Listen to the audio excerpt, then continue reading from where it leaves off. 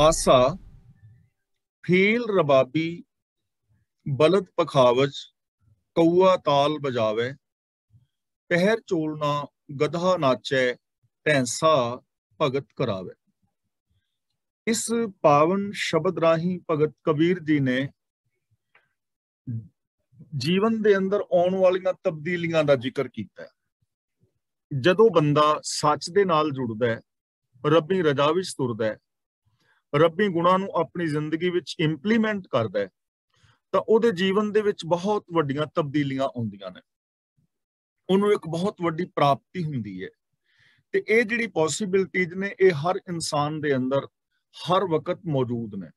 ਕੋਈ ਵੀ ਬੰਦਾ ਆਪਣੇ ਜੀਵਨ ਦੇ ਅੰਦਰ ਬਹੁਤ ਵੱਡੀਆਂ ਚੇਂਜਿੰਗਸ ਲਿਆ ਸਕਦਾ ਹੈ। ਜਿਵੇਂ ਆਪਾਂ ਰੋਜ਼ ਵਿਚਾਰ ਕਰਦੇ ਹਾਂ ਕਿ ਆਪਣੀਆਂ ਚਿੰਤਾਵਾਂ ਨੂੰ ਖੁਸ਼ੀਆਂ ਵਿੱਚ ਬੰਦਾ ਬਦਲ ਸਕਦਾ ਹੈ, ਆਪਣੀਆਂ ਹਾਰਾਂ ਨੂੰ ਜਿੱਤਾਂ ਵਿੱਚ, ਬੁਰਾਈਆਂ ਨੂੰ ਚੰਗਿਆਈਆਂ ਵਿੱਚ, ਨੈਗੇਟਿਵਿਟੀ ਨੂੰ ਪੋਜ਼ਿਟਿਵਿਟੀ ਵਿੱਚ ਔਰ ਅਧਰਮ ਨੂੰ ਧਰਮ ਦੇ ਅੰਦਰ ਚੇਂਜ ਕਰ ਸਕਦਾ ਹੈ, ਚਿੰਤਾਵਾਂ ਨੂੰ ਖੁਸ਼ੀਆਂ ਵਿੱਚ ਚੇਂਜ ਕਰ ਸਕਦਾ ਹੈ।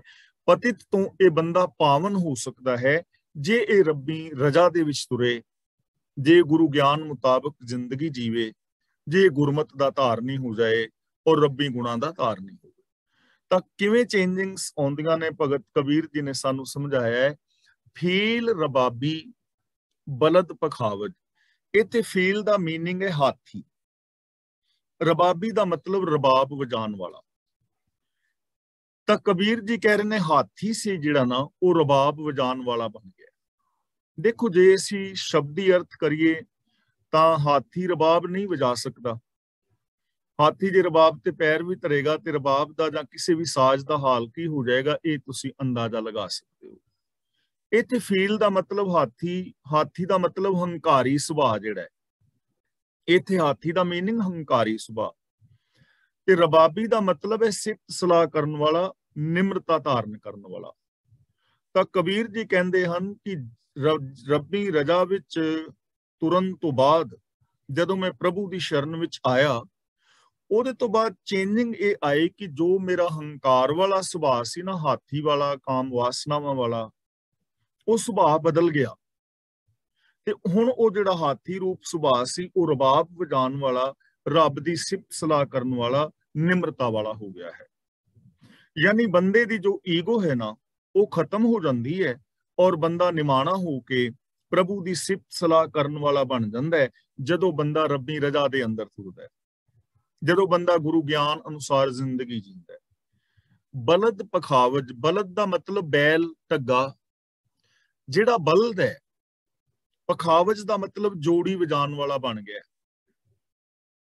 ਪਖਾਵਜ ਇੱਕ ਢੋਲਕੀ ਵਰਗਾ ਸਾਜ਼ ਹੁੰਦਾ ਹੈ, ਇੱਕ ਪਾਸੇ ਥੋੜਾ ਚੌੜਾ ਤੇ ਇੱਕ ਪਾਸੇ ਉਹਦਾ ਮੂੰਹ ਬਿਲਕੁਲ ਛੋਟਾ ਜਿਹਾ ਹੁੰਦਾ ਹੈ।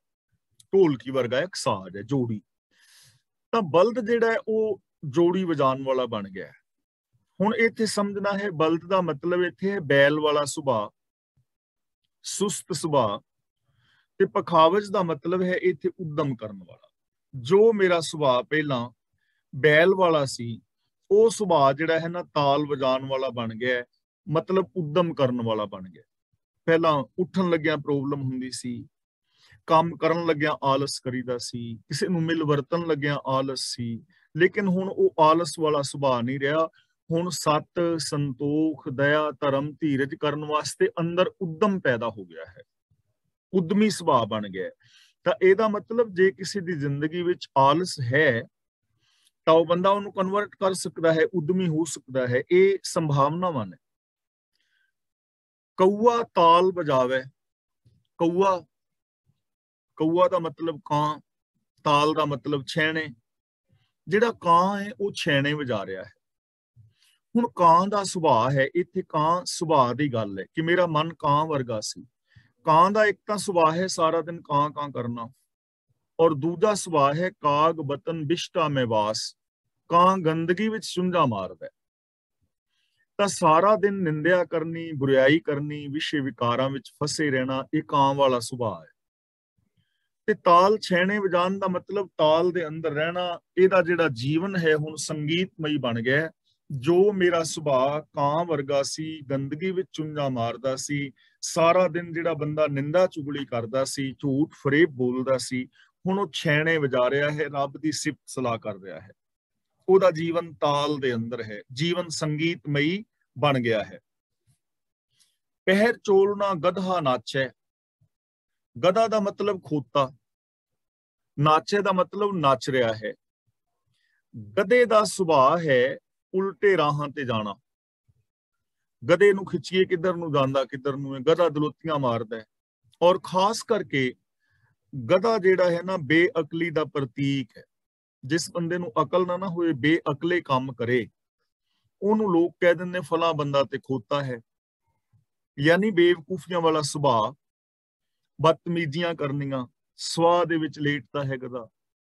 ਇਹ ਗਧੇ ਦਾ ਇੱਥੇ ਸੁਭਾਅ ਲਿਆ ਹੈ, ਮੂਰਖਤਾਈਆਂ ਕਰਨਾ, ਮੂਰਖਤਾ ਵਾਲੇ ਕਰਮ ਕਰਨੇ, ਸਵਾਹ ਦੇ ਵਿੱਚ ਲੇਟਣਾ, ਅਗਿਆਨਤਾ ਭਰੇ ਕਰਮ ਕਰਦਾ ਸੀ ਮੇਰਾ ਮਨ ਪਹਿਲਾਂ। ਹੁਣ ਗਧਾ ਨਾਚੈ, ਨਾਚੈ ਦਾ ਮਤਲਬ ਨੱਚ ਰਿਹਾ ਹੈ। ਪਹਿਰ ਚੋਲਣਾ, ਇੱਥੇ ਚੋਲਣਾ ਦਾ ਮਤਲਬ ਗੁਣਾ ਦਾ ਚੋਲਾ ਪਾ ਕੇ, ਗੁਣਾ ਦਾ ਚੋਲਾ ਪਾ ਕੇ ਮੇਰਾ ਮਨ ਜਿਹੜਾ ਪਹਿਲਾਂ ਖੋਤੇ ਤਰ੍ਹਾਂ ਲੇਟਦਾ ਸੀ ਸਵਾਹ ਦੇ ਵਿੱਚ, ਉਹ ਨੱਚ ਰਿਹਾ ਹੈ। ਮਤਲਬ ਕਿ ਮੂਰਖਤਾਈਆਂ ਵਾਲੇ ਕਰਮ ਛੱਡ ਕੇ, ਭੇਖ ਛੱਡ ਕੇ, ਗੁਣਾ ਦਾ ਚੋਲਾ ਪਾ ਕੇ ਮੇਰਾ ਜਿਹੜਾ ਮਨ ਹੈ ਨੱਚ ਰਿਹਾ। ਦਾ ਮਤਲਬ ਉਤਸ਼ਾਹ ਦੇ ਅੰਦਰ ਹੈ, ਚੜ੍ਹਦੀ ਕਲਾ ਦੇ ਅੰਦਰ ਹੈ, ਉਹਦੇ ਅੰਦਰ ਪੋਜ਼ਿਟਿਵਿਟੀ ਹੈ, ਉਸ ਦੇ ਅੰਦਰ ਹੁਣ ਨੈਗੇਟਿਵਿਟੀ ਨਹੀਂ ਹੈ। ਉਹ ਹਮੇਸ਼ਾ ਉਤਸ਼ਾਹ ਦੇ ਅੰਦਰ ਹੈ ਔਰ ਉਸ ਦੇ ਅੰਦਰ ਗੁਣਾ ਦੇ ਧਾਰਨੀ ਹੋਣ ਦਾ ਉਤਸ਼ਾਹ ਹਮੇਸ਼ਾ ਬਣਿਆ ਹੋਇਆ ਹੈ। ਭੈਂਸਾ ਭਗਤ ਕਰਾਵੇ, ਇੱਥੇ ਭੈਂਸਾ ਦਾ ਮਤਲਬ ਹੈ ਝੂਟਾ। ਭਗਤ ਦੇ ਤੱਤੇ ਨਾਲ ਸਿਹਾਰੀ ਹੈ, ਇਹਦਾ ਮਤਲਬ ਹੈਗਾ ਭਗਤੀ। ਭੈਂਸਾ ਭਗਤ ਕਰਾਵੇ, ਭੈਂਸਾ ਜਿਹੜਾ ਹੈ ਉਹ ਭਗਤੀ ਕਰਾਂਦਾ ਹੈ ਜਾਂ ਕਰਦਾ ਹੈ। ਭੈਂਸਾ ਝੋਟਾ, ਤੇ ਝੋਟੇ ਦਾ ਸੁਭਾਅ ਕੀ ਇਹ ਅਮੋੜ। ਮਾਤਾ ਭੈਂਸਾ ਅਮੂਹਾ ਜਾਏ, ਕੁੱਦ ਕੁੱਦ ਚਰੇ ਰਸਾਤਲ ਪਾਏ। ਤੁਸੀਂ ਪਿੰਡਾਂ ਦੇ ਵਿੱਚ ਵੇਖਿਆ ਹੋਵੇਗਾ ਕਿ ਪਿੰਡਾਂ ਦੇ ਅੰਦਰ ਨਾ ਜਦੋਂ ਸਿਆਲ ਦੇ ਖਾਸ ਕਰਕੇ ਦਿਨ ਆਉਂਦੇ ਨੇ, ਉਦੋਂ ਝੋਟੇ ਬੜੇ ਮਸਤਦੇ ਨੇ, ਕਿਉਂਕਿ ਉਹਨਾਂ ਨੂੰ ਖਾਣ ਨੂੰ ਪੱਠੇ ਚੰਗੇ ਮਿਲਦੇ ਨੇ। ਸ਼ਟਾਲਾ ਹੈ, ਬਰਸੀਨ ਹੈ, ਗੁਆਰਾ ਵਗੈਰਾ ਹੁੰਦਾ ਹੈ, ਤਾਂ ਉਹ ਖਾਣ ਨੂੰ ਉਹਨਾਂ ਨੂੰ ਪੱਠੇ ਚੰਗੇ ਮਿਲਦੇ ਨੇ। ਤੇ ਕੰਮ ਸਿਆਲ ਦੇ ਵਿੱਚ ਝੋਟੇ ਨੂੰ ਕਰਨਾ ਨਹੀਂ ਪੈਂਦਾ, ਜ਼ਿਆਦਾ ਬੁੱਗੀ ਤੇ ਥੋੜਾ ਬਹੁਤਾ ਲੋਕੀ ਨਾ ਪੱਠੇ ਲੱਦ ਕੇ ਲੈ ਆਉਂਦੇ ਨੇ, ਹਲ ਵਗੈਰਾ ਵਾਹਣ ਦਾ ਕੰਮ ਹੁੰਦਾ ਨਹੀਂ, ਝੋਟੇ ਮਸਤਦੇ ਨੇ। ਤੇ ਫਿਰ ਮਸਤ ਝੋਟੇ ਨਾ ਦੇਖਿਆ ਕੁੱਪਾਂ ਦੇ ਵਿੱਚ ਸਿਰ ਮਾਰਨਗੇ, ਰੂੜੀਆਂ ਦੇ ਵਿੱਚ ਸਿਰ ਮਾਰਨਗੇ, ਭਿੜਨਗੇ, ਖਿੱਚੋਗੇ, ਇੱਧਰ ਜਾਣਗੇ ਉਧਰ ਨੂੰ। ਤਾਂ ਇੱਥੇ ਝੋਟੇ ਦਾ ਸੁਭਾਅ ਲਿਆ ਹੈ ਅਮੋੜ, ਮਨਮੁਖਤਾ ਵਾਲਾ ਸੁਭਾਅ। ਜਿਸ ਬੰਦੇ ਨੂੰ ਰਿਸ਼ਤਿਆਂ ਨਾਤਿਆਂ ਦੀ, ਸੱਚ ਦੀ ਪਰਵਾਹ ਨਹੀਂ, ਅਮੋੜ ਫਿਰਦਾ ਹੈ, ਉਹ ਜਿਹੜਾ ਮੇਰਾ ਅਮੋੜ ਸੁਭਾਅ ਸੀ ਨਾ, ਹੁਣ ਅਮੋੜ ਨਹੀਂ ਰਿਹਾ। ਮੈਂ ਐਵੇਂ ਲੋਕਾਂ ਦੇ ਨਾਲ ਟੱਕਰਾਂ ਨਹੀਂ ਮਾਰਦਾ ਫਿਰਦਾ, ਮੈਂ ਹੰਕਾਰੀ ਹੋ ਕੇ ਕਿਸੇ ਨੂੰ ਨੀਵਾਂ ਨਹੀਂ ਵਿਖਾਉਂਦਾ ਫਿਰਦਾ। ਹੁਣ ਮੈਂ ਅਮੋੜ ਨਹੀਂ ਰਿਹਾ, ਸਗੋਂ ਭਗਤ ਕਰਾਵੇ ਦਾ ਮਤਲਬ ਮੇਰਾ ਮਨ ਭਗਤੀ ਕਰਾਉਣ ਵਾਲਾ ਬਣ ਗਿਆ ਹੈ, ਰੱਬੀ ਗੁਣਾਂ ਦਾ ਧਾਰਨੀ ਹੋ ਗਿਆ ਹੈ। ਮੇਰਾ ਮਨ ਹੁਣ ਝੋਟੇ ਵਰਗਾ ਅਮੋੜ ਨਹੀਂ ਹੈ, ਉਸ ਸੁਭਾਅ ਦੇ ਅੰਦਰ ਚੇਂਜਿੰਗ ਆ ਗਈ ਹੈ ਔਰ ਰੱਬੀ ਰਜ਼ਾ ਦੇ ਵਿੱਚ ਤੁਰਨ ਲੱਗ ਗਿਆ ਹੈ। ਭਗਤੀ ਕਰਨ ਦਾ ਮਤਲਬ ਹੁੰਦਾ ਹੈ ਰੱਬੀ ਗੁਣਾਂ ਦੇ ਧਾਰਨੀ ਹੋਣਾ। ਤਾਂ ਇਹਦਾ ਮਤਲਬ ਇਹ ਹੋਇਆ ਕਿ ਜੇ ਕੋਈ ਬੰਦਾ ਅਮੋੜ ਹੈ, ਕਿਸੇ ਦੀ ਗੱਲ ਮੰਨਦਾ ਨਹੀਂ, ਕੋਈ ਬੱਚਾ ਹੈ ਜਾਂ ਜਵਾਨ ਜਾਂ ਬਜ਼ੁਰਗ, ਤਾਂ ਇਹਦਾ ਮਤਲਬ ਇਹ ਹੈ ਕਿ ਉਹਦੇ ਵਿੱਚ ਵੀ ਪੋਸੀਬਿਲਿਟੀ ਹੈ, ਉਹਦੇ ਵਿੱਚ ਵੀ ਸੰਭਾਵਨਾ ਹੈ, ਉਹ ਵੀ ਬਿਲਕੁਲ ਸਹੀ ਰਾਸਤੇ ਦੇ ਉੱਤੇ ਚੱਲ ਸਕਦਾ ਹੈ, ਉਹ ਵੀ ਉਤਸ਼ਾਹ ਵਾਲਾ, ਗੁਣਾ ਵਾਲਾ ਬਣ ਸਕਦਾ ਹੈ, ਉਹ ਵੀ ਰੱਬੀ ਰਜ਼ਾ ਦੇ ਵਿੱਚ ਚੱਲ ਸਕਦਾ ਹੈ। ਔਰ ਰੱਬੀ ਰਜ਼ਾ ਵਿੱਚ ਤੁਰਨ ਦੇ ਨਾਲ ਇਹ ਬਹੁਤ ਵੱਡੀਆਂ ਚੇਂਜਿੰਗਸ ਜਿਹੜੀਆਂ ਨੇ, ਬਦਲਾਵ ਜਿਹੜੇ ਨੇ ਹੈਰਾਨ ਕਰ ਦੇਣ ਵਾਲੇ ਆ ਜਾਂਦੇ ਨੇ। ਅਗਲਾ ਬਚਨ ਕਰਦੇ ਨੇ, ਰਾਜਾ ਰਾਮ ਕਕਰੀ ਆਂਬਰੇ ਪਕਾਏ। ਹੁਣ ਇਹ ਜੋ ਕਕਰੀ ਆਂਬਰੇ ਪਕਾਏ, ਇਸ ਸ਼ਬਦ ਦੇ ਅਰਥ ਕਰਨ ਲੱਗਿਆ ਵਿਦਵਾਨ ਪੁਰਸ਼ਾਂ ਦੇ ਅੰਦਰ ਥੋੜੇ ਜਿਹੇ ਮਤਭੇਦ ਨੇ। ਕਈਆਂ ਨੇ ਇਸ ਦਾ ਅਰਥ ਕੀਤਾ ਹੈ ਕਕਰੀਆ ਬਰੇ ਪਕਾਏ। ਬਰੇ ਦਾ ਮਤਲਬ ਪਕੌੜੇ, ਵੜੇ, ਤੇ ਕਕਰੀਆ ਦਾ ਮਤਲਬ ਕੱਕਰ। ਕਰਤਾਰ ਨੇ ਕੱਕਰ ਦੇ ਵੜੇ ਪਕਾਏ ਨੇ ਜੋ ਕਿਸੇ ਗਿਆਨਵਾਨ ਨੇ ਖਾਦੇ ਨੇ। ਇਹ ਅਰਥ ਕੀਤਾ ਹੈ ਸ਼ਬਦਾਰਥੀ ਵਿਦਵਾਨਾਂ ਨੇ, ਜੋ ਸ਼੍ਰੋਮਣੀ ਗੁਰਦੁਆਰਾ ਪ੍ਰਬੰਧਕ ਕਮੇਟੀ ਵੱਲੋਂ 4 ਗੁਰੂ ਗ੍ਰੰਥ ਸਾਹਿਬ ਦੀਆਂ ਪੋਥੀਆਂ ਸ਼ਬਦਾਰਥ ਛਾਪੀਆਂ ਗਈਆਂ ਨੇ, ਉਹਦੇ ਵਿੱਚ ਅਰਥ ਇਹ ਕੀਤਾ ਹੈ। ਮਨਮੋਹਨ ਸਿੰਘ ਜੀ ਅਰਥ ਕਰ ਰਹੇ ਨੇ, ਪ੍ਰਭੂ ਪਾਤਸ਼ਾਹ ਨੇ ਬਰਫ਼ ਦੇ ਪਕੌੜੇ ਤਲੇ ਹੋਏ ਨੇ, ਕਕਰੀਆ ਕੱਕਰ ਬਰਫ਼ ਦੇ ਪਕੌੜੇ। ਤੇ ਭਾਈ ਸਾਹਿਬ ਸਿੰਘ ਜੀ ਅਰਥ ਕਰ ਰਹੇ ਨੇ, ਹੇ ਮੇਰੇ ਸੋਹਣੇ ਰਾਮ, ਅੱਕਾਂ ਦੀਆਂ ਖੱਖੜੀਆਂ ਹੁਣ ਪੱਕੇ ਹੋਏ ਅੰਬ ਬਣ ਗਏ। ਇਹ ਅਰਥ ਠੀਕ ਹੈ, ਜ਼ਿਆਦਾ ਬਿਹਤਰ ਹੈ। ਚੰਗਾ ਹੈ। ਕਕਰੀਆ ਬਰੇ, ਹੁਣ ਜੇ ਕਕਰੀਆ ਬਰੇ ਪੜੋਗੇ ਤਾਂ ਫਿਰ ਪ੍ਰੋਬਲਮ ਆਏਗੀ। ਜਾਂ ਤਾਂ ਇਕੱਠਾ ਸ਼ਬਦ ਕਕਰੀਆ ਬਰੇ 5-6 ਦੇ 6 ਅਕਸ਼ਰ ਇਕੱਠੇ ਬੋਲੋ, ਜਾਂ ਫਿਰ ਇਸ ਦਾ ਜਿਹੜਾ ਉਚਾਰਨ ਹੋਏਗਾ ਰਾਜਾ ਰਾਮ ਕਕਰੀ ਆਮਰੇ ਪਕਾਏ, ਇਹ ਪਾਠ ਹੋਏਗਾ ਰਾਜਾ ਰਾਮ ਕਕਰੀ ਆਮਰੇ ਪਕਾਏ। ਕਕਰੀ ਦਾ ਮਤਲਬ ਅੱਕ ਦੀਆਂ ਡੂਡੀਆਂ, ਅੱਕ ਦੀਆਂ ਖੱਖੜੀਆਂ। ਆਮਰੇ ਦਾ ਮਤਲਬ ਅੰਬ, ਪਕਾਏ ਦਾ ਮਤਲਬ ਪੱਕੇ ਹੋਏ, ਰਸਦਾਇਕ। ਜਿਵੇਂ ਸ਼ਬਦ ਹੈ ਨਾ ਪਾਕਣ ਲਾਗੇ ਆਂਬ, ਆਮਰੇ ਦਾ ਮਤਲਬ ਪੱਕੇ ਹੋਏ ਸੋਹਣੇ ਅੰਬ। ਤਾਂ ਹੇ ਰਾਜਾ ਰਾਮ, ਇੱਥੇ ਇਹ ਨਹੀਂ ਕਿ ਰਾਜੇ ਰਾਮ ਨੇ ਪਕਾਏ ਨੇ, ਉਹ ਤਾਂ ਬਣਦਾ ਸੀ ਕਿ ਰਾਮ ਦੇ ਮੰਮੇ ਨਾਲ ਸਿਹਾਰੀ ਹੁੰਦੀ। ਰਾਜਾ ਰਾਮ ਦਾ ਮਤਲਬ ਹੇ ਰਾਜਾ ਰਾਮ, ਹੇ ਸੋਹਣੇ ਰਾਮ। ਰਾਮ ਦਾ ਮਤਲਬ ਰਮਿਆ ਹੋਇਆ ਪ੍ਰਭੂ, ਕਿ ਹੇ ਮੇਰੇ ਸੋਹਣੇ ਰਮੇ ਹੋਏ ਪ੍ਰਭੂ, ਤੇਰੀ ਸ਼ਰਨ ਵਿੱਚ ਆਉਣ ਤੋਂ ਪਹਿਲਾਂ ਮੇਰਾ ਇਹ ਮਨ, ਮੇਰਾ ਸੁਭਾਅ ਅੱਕ ਦੀਆਂ ਖੱਖੜੀਆਂ ਵਰਗਾ, ਅੱਕ ਦੀਆਂ ਡੋਡੀਆਂ ਵਰਗਾ ਸੀ। ਹੁਣ ਅੱਕ ਦੀਆਂ ਡੋਡੀਆਂ ਤੁਸੀਂ ਸਾਰਿਆਂ ਨੇ ਕਰੀਬ ਕਰੀਬ ਵੇਖੀਆਂ ਨੇ, ਜਿਹੜੇ ਵੀ ਇੰਡੀਆ ਚ ਆਏ ਹੋ, ਮੇਰੀ ਏਜ ਦੇ ਬੰਦੇ ਸਾਰਿਆਂ ਨੇ ਵੇਖੀਆਂ ਨੇ। ਉਹਨਾਂ ਦੀ ਸ਼ਕਲ ਅੰਬਾਂ ਵਰਗੀ ਹੁੰਦੀ ਹੈ, ਹਰੀਆਂ ਹੁੰਦੀਆਂ ਨੇ, ਬੜੀਆਂ ਸੋਹਣੀਆਂ ਲੱਗਦੀਆਂ ਨੇ, ਲੇਕਿਨ ਬਾਹਰੋਂ ਵੇਖਿਆ ਨਹੀਂ ਲੱਗਦਾ ਕਿ ਇਹਨਾਂ 'ਚ ਜ਼ਹਿਰ ਹੋਏਗੀ। ਜੇ ਉਹਨਾਂ ਨੂੰ ਕੋਈ ਮਿੱਠੀਆਂ ਸਮਝ ਕੇ ਚੱਕ ਵੱਢੇ ਤਾਂ ਜ਼ਹਿਰੀਲੀਆਂ ਕੌੜੀਆਂ ਨੇ, ਔਰ ਉਹਦੇ ਨਾਲ ਮੌਤ ਵੀ ਹੋ ਸਕਦੀ ਹੈ, ਕੁੜੱਤਨ ਜ਼ਹਿਰ। ਮੇਰਾ ਮਨ ਵੀ ਪਹਿਲਾਂ ਅੱਕ ਦੀਆਂ ਅੰਬਾਖੜੀਆਂ ਵਰਗਾ ਸੀ। ਬਾਹਰੋਂ ਮੈਂ ਵੇਖਣ ਨੂੰ ਸੋਹਣਾ ਲੱਗਦਾ ਸੀ, ਪਰ ਅੰਦਰ ਮੇਰੇ ਜ਼ਹਿਰ ਭਰੀ ਹੋਈ ਸੀ। ਅੱਕ ਦੀਆਂ ਅੰਬਾਖੜੀਆਂ ਵਰਗੀ ਕੌੜੀ ਮੇਰੀ ਸੋਚ ਸੀ, ਕੁੜੱਤਨ ਸੀ, ਜ਼ਹਿਰ ਭਰੀ ਪਈ ਸੀ। ਲੋਕਾਂ ਵਾਸਤੇ ਨਿੰਦਾ ਚੁਗਲੀ, ਵੈਰ ਵਿਰੋਧ ਵਾਲੀ ਜ਼ਹਿਰ ਭਰੀ ਹੋਈ ਸੀ। ਪਰ ਤੇਰੀ ਸ਼ਰਨ ਵਿੱਚ ਆਉਣ ਤੋਂ ਬਾਅਦ ਆਮਰੇ ਪਕਾਏ ਦਾ ਮਤਲਬ ਮੇਰਾ ਜੋ ਮਨ ਹੈ ਉਹ ਪੱਕੇ ਹੋਏ ਅੰਬਾਂ ਵਰਗਾ ਰਸਦਾਇਕ ਹੋ ਗਿਆ ਹੈ, ਪੱਕੇ ਹੋਏ ਅੰਬਾਂ ਵਰਗਾ ਰਸਦਾਇਕ ਹੋ ਗਿਆ ਹੈ। ਇਹ ਚੇਂਜਿੰਗ ਆਈ ਹੈ। ਜਿਹੜਾ ਮਨ, ਜਿਹੜੇ ਔਗਣ ਮੇਰੇ ਅੰਦਰ ਅੱਕ ਦੀਆਂ ਅੰਬਾਖੜੀਆਂ ਵਰਗੇ ਕੌੜੇ ਸਨ, ਕੁੜੱਤਨ ਸਨ, ਈਰਖਾ ਦਵੈਸ਼ ਵੈਰ ਵਿਰੋਧ ਭਰੀ ਹੋਈ ਸੀ ਜਿਸ ਮਨ ਵਿੱਚ, ਹੁਣ ਉਹ ਮਨ ਜ਼ਹਿਰੀਲਾ ਨਹੀਂ ਰਿਹਾ। ਹੁਣ ਮੇਰੀ ਸੋਚ ਜ਼ਹਿਰੀਲੀ ਨਹੀਂ ਰਹੀ। ਹੁਣ ਮੇਰਾ ਮਨ ਜਿਹੜਾ ਹੈ ਨਾ ਪੱਕੇ ਹੋਏ ਅੰਬਾਂ ਵਰਗਾ ਰਸਦਾਇਕ ਹੋ ਗਿਆ ਹੈ। ਹੁਣ ਮੇਰੇ ਵਾਸਤੇ, ਦੂਜਿਆਂ ਵਾਸਤੇ ਪਿਆਰ ਹੈ, ਦਇਆ ਹੈ, ਮੁਹੱਬਤ ਹੈ, ਇਨਸਾਨੀਅਤ ਹੈ। ਹੁਣ ਮੇਰੇ ਅੰਦਰ ਮਿਠਾਸ ਹੈ, ਅੰਦਰ ਆਤਮਿਕ ਜੀਵਨ ਹੈ। ਇਹ ਮਹਾਨ ਵੱਡੀ ਚੇਂਜਿੰਗ ਆਈ ਹੈ। ਤੇ ਯਾਦ ਰੱਖਣਾ, ਇਹ ਚੇਂਜਿੰਗ ਨਾ ਆ ਸਕਦੀ ਹੈ ਸਾਰਿਆਂ ਦੇ ਅੰਦਰ। ਜੇ ਸਾਡੇ ਅੰਦਰ ਈਰਖਾ ਦਵੈਸ਼ ਵੈਰ ਵਿਰੋਧ ਹੈ ਤਾਂ ਉੱਥੇ ਸਤ ਸੰਤੋਖ ਦਇਆ ਧਰਮ ਧੀਰਜ ਪਿਆਰ ਮੁਹੱਬਤ ਆ ਸਕਦਾ ਹੈ, ਔਰ ਉਹ ਸੌਖਾ ਹੈ। ਈਰਖਾ ਕਰਨੀ ਔਖੀ ਹੈ, ਹੰਕਾਰ ਕਰਨਾ ਔਖਾ, ਲੜਨਾ ਔਖਾ। ਪਿਆਰ ਨਾਲ ਰਹਿਣਾ, ਸੱਚਾਈ ਦੇ ਨਾਲ ਰਹਿਣਾ ਬੜਾ ਸੌਖਾ ਹੈ। ਤਾਂ ਬਾਣੀ ਪੜਨ ਦਾ ਸਾਨੂੰ ਵੀ ਲਾਭ ਤਾਂ ਹੀ ਹੈ ਜੇ ਅਸੀਂ ਆਪਣੇ ਅੰਦਰ ਇਹ ਚੇਂਜਿੰਗ ਕਰੀਏ, ਸਾਡੇ ਅੰਦਰ ਵੀ ਇਹ ਉਤਸ਼ਾਹ ਪੈਦਾ ਹੋਵੇ। ਅਸੀਂ ਮਨ ਬਚਨ ਕਰਮ ਕਰਕੇ ਆਪਣੇ ਆਪ ਨੂੰ ਚੇਂਜ ਕਰਨ ਦਾ ਯਤਨ ਕਰੀਏ। ਚੇਂਜਿੰਗ ਹੋ ਸਕਦੀ ਹੈ, ਹਰ ਇੱਕ ਦੇ ਅੰਦਰ ਇਹ ਸੰਭਾਵਨਾ ਹੈ। ਰਾਜਾ ਰਾਮ ਕਕਰੀ ਆਮਰੇ ਪਕਾਏ, ਰਾਜਾ ਰਾਮ ਕਕਰੀ ਆਮਰੇ ਪਕਾਏ ਕਿ हे ਰਮੇ ਹੋਏ ਪ੍ਰਭੂ, ਮੇਰਾ ਮਨ ਕੁੜੱਤਨ ਤੋਂ, ਅੱਕ ਦੀਆਂ ਅੰਬਾਖੜੀਆਂ ਤੋਂ ਪੱਕੇ ਹੋਏ ਅੰਬਾਂ ਵਰਗਾ ਰਸਦਾਇਕ ਹੋ ਗਿਆ ਹੈ। ਲੇਕਿਨ ਇਹ ਜੋ ਅੰਬ ਨੇ,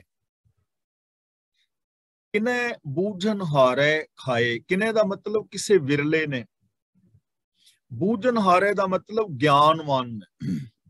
ਇਹ ਪੱਕੇ ਹੋਏ ਅੰਬ ਜਿਹੜੇ ਨੇ ਕਿਸੇ ਗਿਆਨਵਾਨ ਨੇ ਖਾਦੇ ਨੇ, ਜੋ ਗੁਰੂ ਦੇ ਚਰਨਾਂ ਦੀ ਸ਼ਰਨ ਵਿੱਚ ਆਇਆ, ਜਿਹਦੇ ਅੰਦਰ ਗੁਰੂ ਨੇ ਗਿਆਨ ਅੰਜਨ, ਜਿਨ੍ਹਾਂ ਦੀ ਨੇਤਰੀ ਪਾਇਆ, ਗਿਆਨ ਅੰਜਨ ਗੁਰ ਦੀਆ, ਅਗਿਆਨ ਅੰਧੇਰ ਵਿਨਾਸ਼, ਹਰ ਕਿਰਪਾ ਤੇ ਸੰਤ ਭੇਟਿਆ, ਜਿਨ੍ਹਾਂ ਨੂੰ ਗੁਰੂ ਮਿਲਿਆ ਹੈ, ਜੋ ਗੁਰੂ ਗਿਆਨ ਮੁਤਾਬਕ ਜਿਨ੍ਹਾਂ ਨੇ ਜ਼ਿੰਦਗੀ ਜੀਵੀ ਹੈ, ਉਹਨਾਂ ਨੇ ਇਹ ਪੱਕੇ ਹੋਏ ਅੰਬ ਖਾਦੇ ਨੇ। ਮਤਲਬ ਕਿ ਉਹਨਾਂ ਨੇ ਇਹਨਾਂ ਗੁਣਾਂ ਦਾ ਆਨੰਦ ਮਾਣਿਆ ਹੈ, ਉਹਨਾਂ ਨੇ ਇਹਦਾ ਰਸ ਮਾਣਿਆ।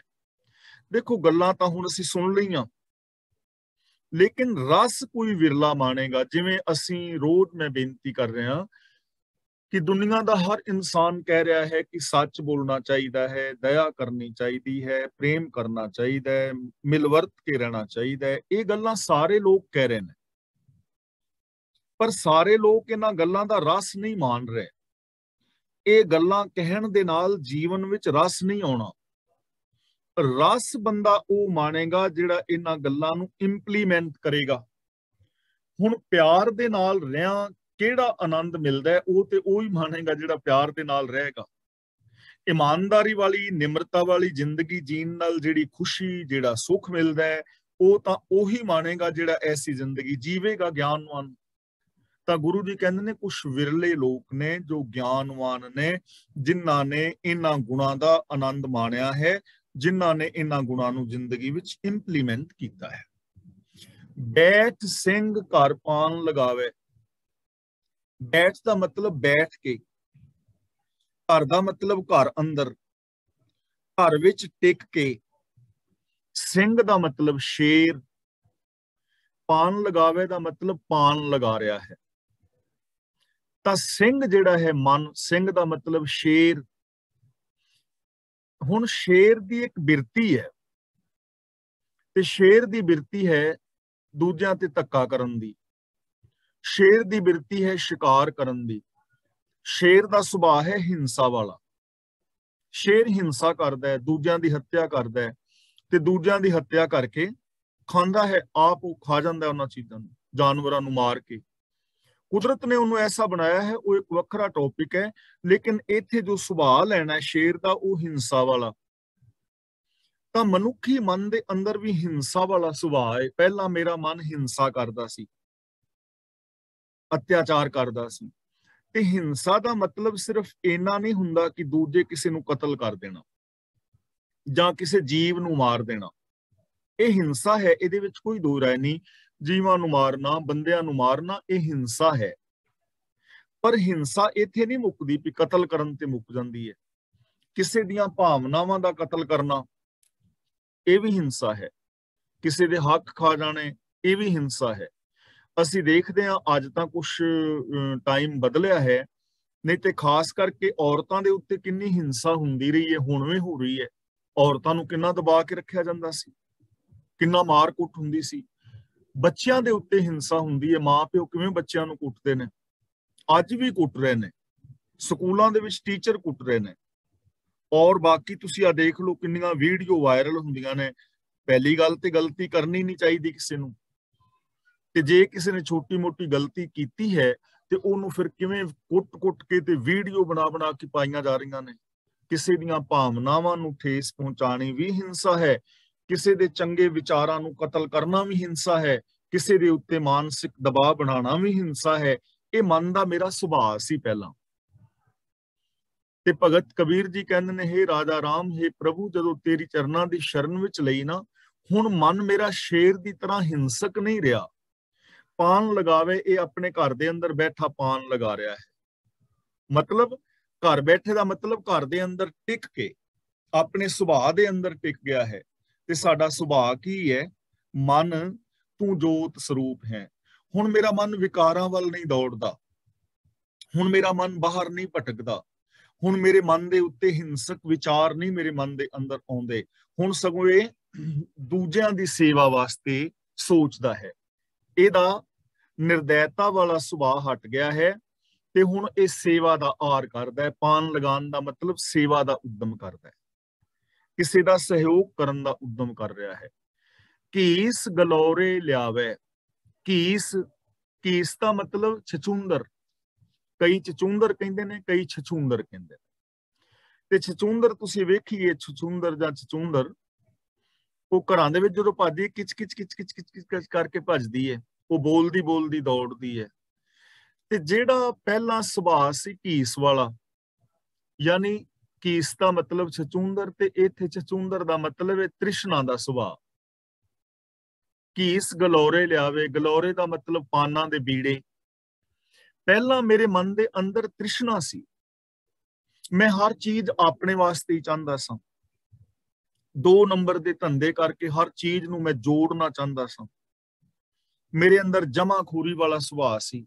ਜਿਵੇਂ ਹੁਣ ਤੁਸੀਂ ਕਈ ਵੇਖਦੇ ਹੋ, ਪਿੱਛੇ ਜੇ ਇੱਕ ਵੀਡੀਓ ਵਾਇਰਲ ਹੋਈ ਸੀ ਕਿ ਕਿੰਨੇ 100 ਕਰੋੜ ਰੁਪਈਆ ਉਹਦੇ ਘਰ ਕੈਸ਼ ਪਿਆ ਹੋਇਆ ਹੈ, ਕਿੰਨੀ ਮਤਲਬ ਜਿਹੜੀ ਪੈਸਾ ਹੈ ਬਲੌਕ ਕੀਤਾ ਹੋਇਆ ਹੈ।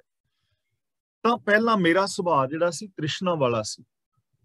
ਲੇਕਿਨ हे ਪ੍ਰਭੂ, ਤੇਰੇ ਚਰਨਾਂ ਦੀ ਸ਼ਰਨ ਵਿੱਚ ਆਉਣ ਤੋਂ ਬਾਅਦ ਇਹ ਜਿਹੜਾ ਮਨ ਹੈ ਨਾ, ਤ੍ਰਿਸ਼ਨਾ ਛੱਡ ਕੇ ਘੀਸ ਗਲੋਰੇ ਪਾਨਾਂ ਦੇ ਬੀੜੇ ਲਿਆ ਲਿਆ ਕੇ ਵੰਡ ਰਿਹਾ ਹੈ, ਦੂਜਿਆਂ ਨੂੰ ਵੰਡ ਰਿਹਾ। ਹੁਣ ਮੇਰੇ ਅੰਦਰ ਸੰਤੋਖ ਆ ਗਿਆ, ਹੁਣ ਮੇਰਾ ਸੁਭਾਅ ਤ੍ਰਿਸ਼ਨਾ ਵਾਲਾ ਨਹੀਂ ਰਿਹਾ, ਮੇਰੀ ਜ਼ਿੰਦਗੀ ਵਿੱਚ ਸੰਤੋਖ ਪੈਦਾ ਹੋ ਗਿਆ ਹੈ।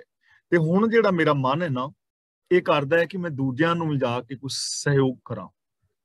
ਇਹ ਸੁੱਖ ਜਿਹੜਾ ਮੈਨੂੰ ਮਿਲਿਆ ਹੈ, ਮੈਂ ਦੂਜੇ ਨੂੰ ਵੀ ਸੁੱਖ ਦਿਆਂ।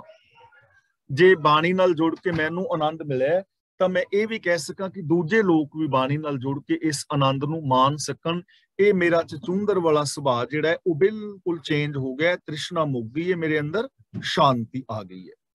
ਅਗਲਾ ਵਚਨ ਕਰਦੇ ਨੇ, ਘਰ ਘਰ ਮੁਸਰੀ ਮੰਗਲ ਗਾਵੇ ਕਛੂਆ ਸੰਖ ਬਜਾਵੇ। ਇੱਥੇ ਮੁਸਰੀ ਸ਼ਬਦ ਜਿਹੜਾ ਨਾ, ਇਹ ਬਹੁਵਚਨ ਹੈ। ਮੁਸਰੀ ਦਾ ਮਤਲਬ ਚੂਹੀਆਂ, ਮੂਸਾ ਚੂਹਾ, ਮੂਸੀ ਚੂਹੀ, ਤੇ ਮੁਸਰੀ ਦਾ ਮਤਲਬ ਚੂਹੀਆਂ। ਮੂਸੀ ਤੋਂ ਸ਼ਬਦ ਬਣਿਆ ਹੈ ਮੁਸਰੀ, ਚੂਹੀਆਂ। ਘਰ ਘਰ ਮੁਸਰੀ ਮੰਗਲ ਗਾਵੇਂ, ਘਰ ਘਰ ਦਾ ਮਤਲਬ ਹਰੇਕ ਘਰ ਵਿੱਚ, ਮੁਸਰੀ ਦਾ ਮਤਲਬ ਚੂਹੀਆਂ, ਮੰਗਲ ਦਾ ਮਤਲਬ ਖੁਸ਼ੀ ਦੇ ਗੀਤ, ਗਾਵੇਂ ਦਾ ਮਤਲਬ ਗਾ ਰਹੀਆਂ ਨੇ। ਚੂਹੀਆਂ ਹਰ ਘਰ ਦੇ ਅੰਦਰ ਖੁਸ਼ੀ ਦੇ ਗੀਤ ਗਾ ਰਹੀਆਂ ਨੇ। ਹੁਣ ਚੂਹੇ ਦਾ ਸੁਭਾਅ ਕੀ ਹੁੰਦਾ ਹੈ? ਕਿਸੇ ਚੀਜ਼ ਨੂੰ ਟੁੱਕਣਾ। ਚੂਹਾ ਹਮੇਸ਼ਾ ਕੋਈ ਨਾ ਕੋਈ ਚੀਜ਼ ਨਾ ਟੁੱਕਦਾ ਰਹਿੰਦਾ ਹੈ। ਕਾਗਜ਼ਾਂ ਦਾ ਢੇਰ ਲੱਗਾ ਹੋਵੇ, ਚੂਹਾ ਟੁੱਕ ਦਿੰਦਾ, ਸੁਭਾਅ ਹੀ ਉਹਦਾ, ਉਹਨੇ ਕਿਹੜਾ ਪਟਵਾਰੀ ਲੱਗਣਾ ਹੈ। ਲੇਕਿਨ ਉਹ ਟੁੱਕਦਾ ਰਹਿੰਦਾ ਹੈ, ਲੱਕੜੀ ਨੂੰ, ਚੂਹੇ ਨੂੰ, ਕੱਪੜੇ ਨੂੰ, ਕੁਛ ਨਾ ਟੁੱਕਦਾ ਰਹੇਗਾ। ਤੇ ਉਹਦਾ ਇੱਕ ਵਿਗਿਆਨਿਕ ਕਾਰਨ ਹੈ। ਉਹਦਾ ਵਿਗਿਆਨਿਕ ਕਾਰਨ ਇਹ ਹੈ ਕਿ ਚੂਹੇ ਦੇ ਕਹਿੰਦੇ ਨੇ ਦੰਦ ਵੱਧਦੇ ਰਹਿੰਦੇ ਨੇ।